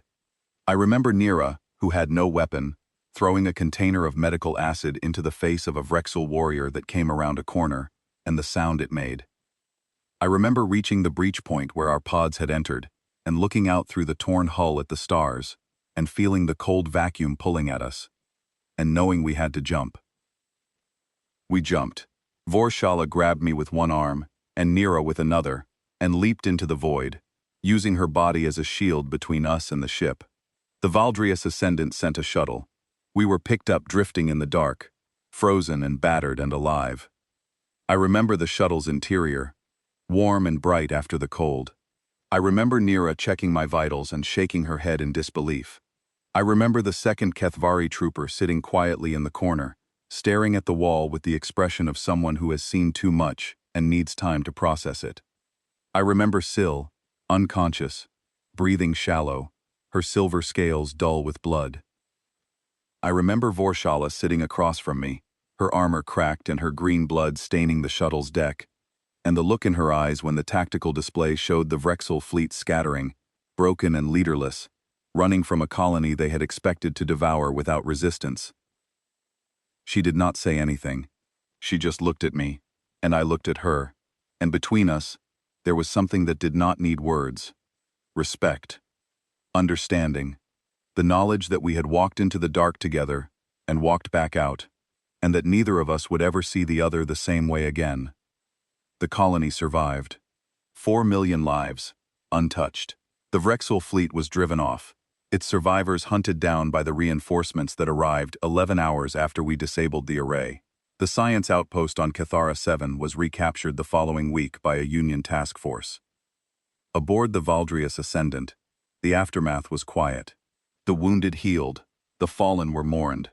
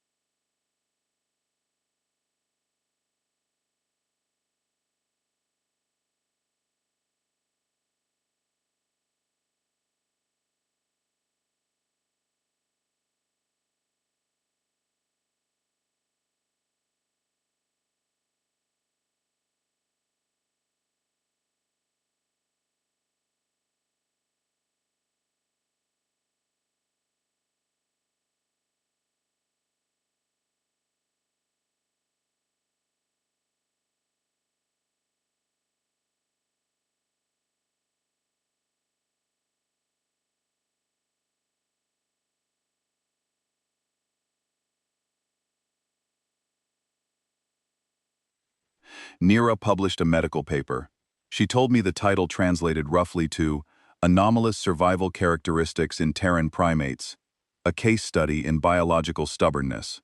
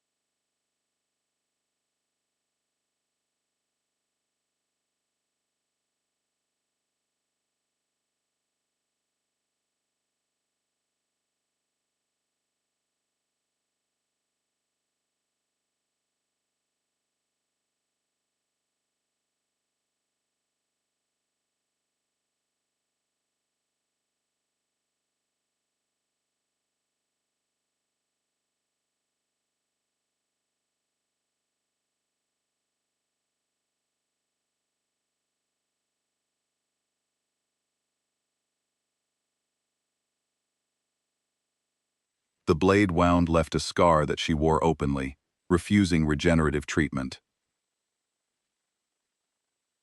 "Scars are stories," she told me.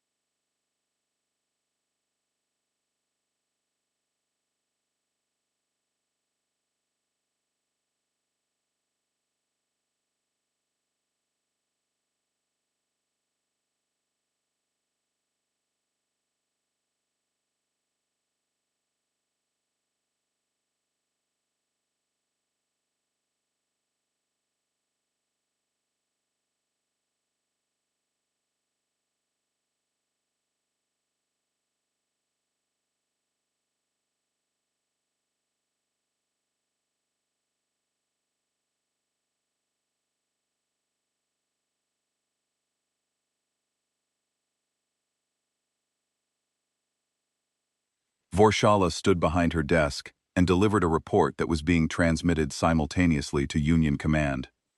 Based on the events of the Cathara system engagement and the preceding ground operation on Cathara 7, I am recommending a reclassification of the human species within the Galactic Union's Biological and Tactical Index. The Union officials looked interested. Kale looked, for the first time in my experience, something close to proud. The current classification of humans as Class 2 persistence predators is inaccurate and dangerously incomplete. It fails to account for the species' adaptive combat capability, improvisational intelligence, psychological resilience under extreme duress.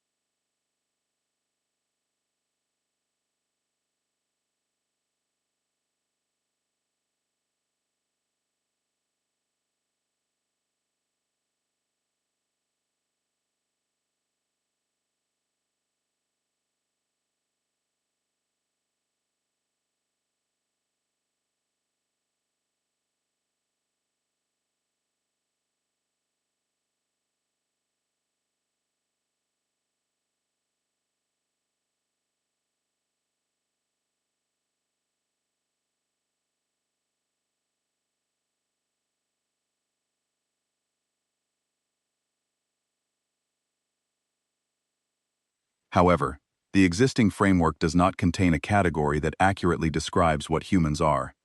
We are proposing a new category be created. One of the Union officials leaned forward. "And what would you call it, Commander?" Vorshala held my gaze.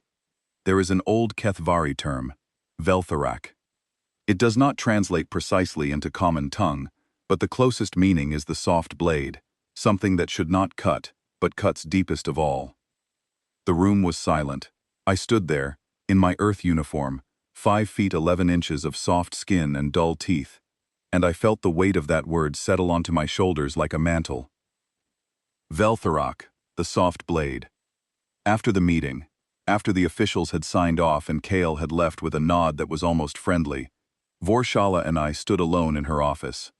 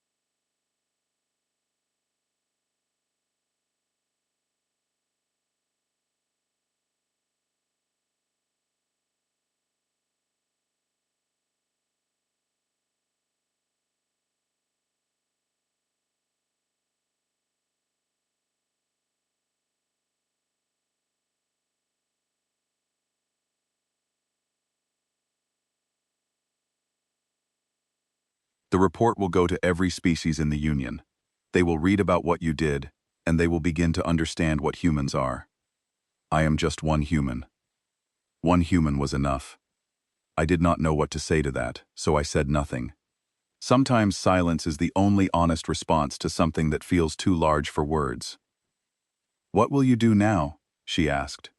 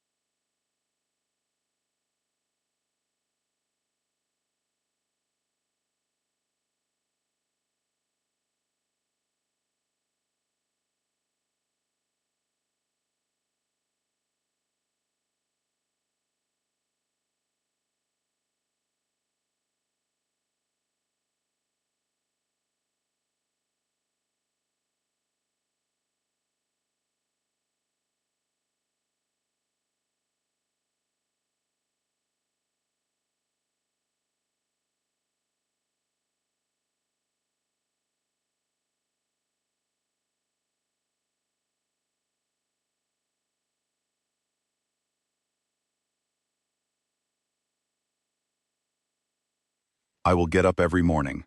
I will do the work. I will write my letters and I will train. And I will stand where I am needed."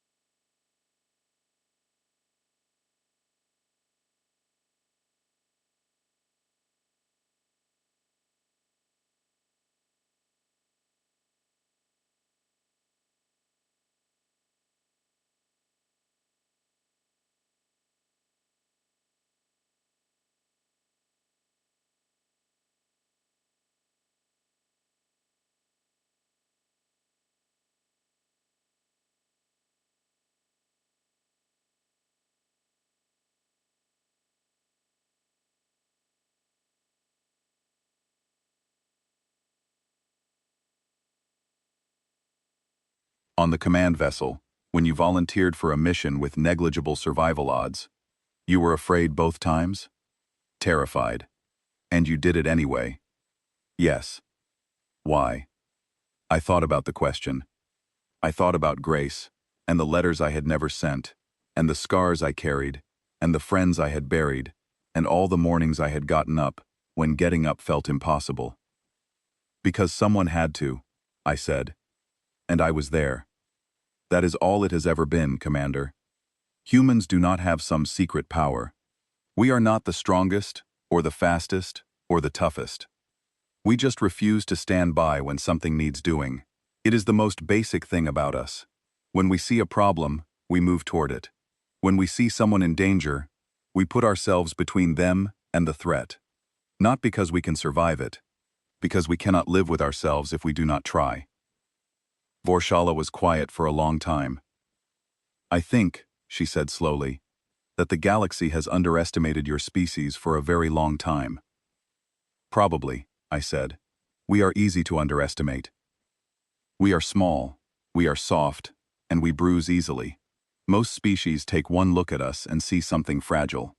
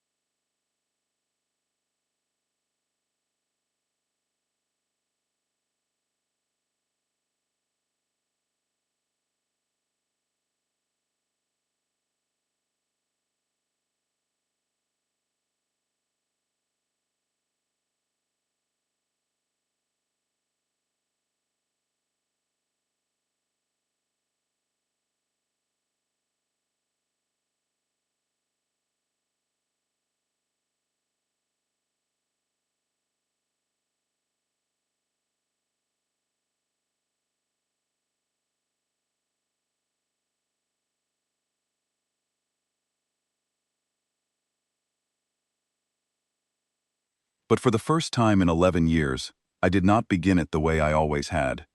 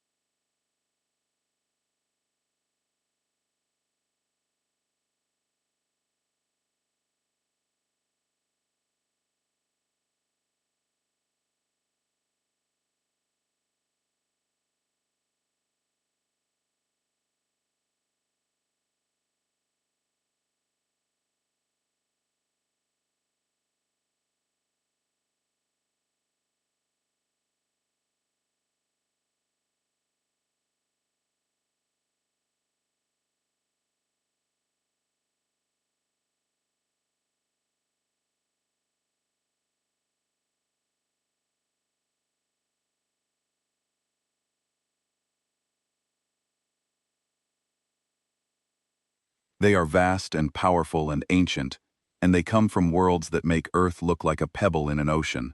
They can break me without trying. Some of them could end me with a careless gesture. And yet they look at me now, and they see something they did not expect. Not strength, not power, something else. Something they do not have a word for. Something that lives in the gap between what we are and what we choose to do.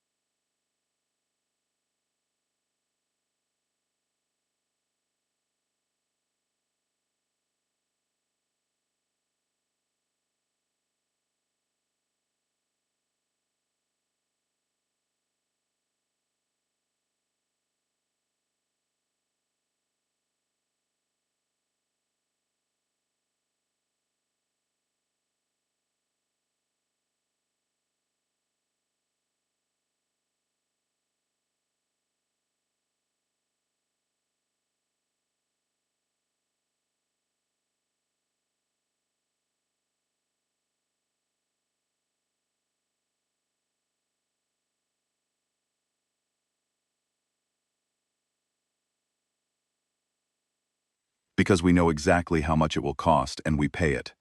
Because we break and we heal and we break again and we get up every single time. That is what makes us human. Not the muscle, not the bone, not the clever hands or the stubborn hearts. The getting up. Always the getting up. I will write again tomorrow.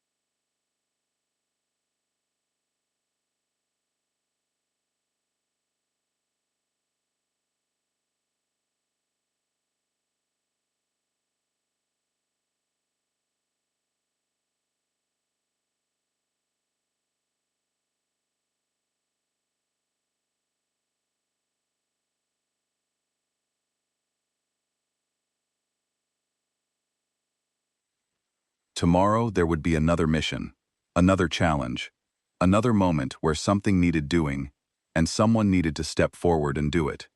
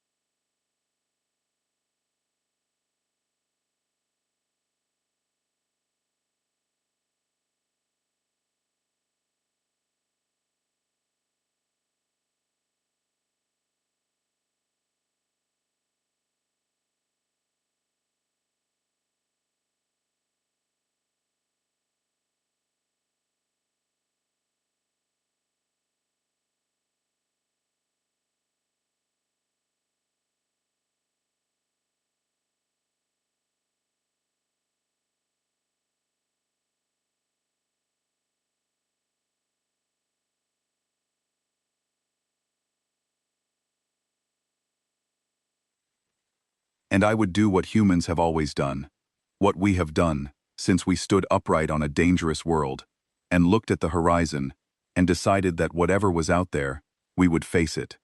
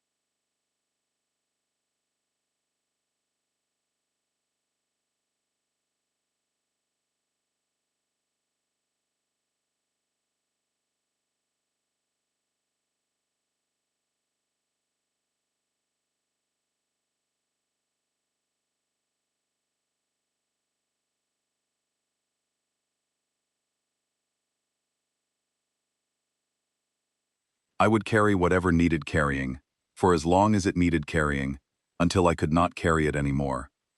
And then I would find a way to carry it a little further. That is the human way. That has always been the human way. And the galaxy was only just beginning to understand it.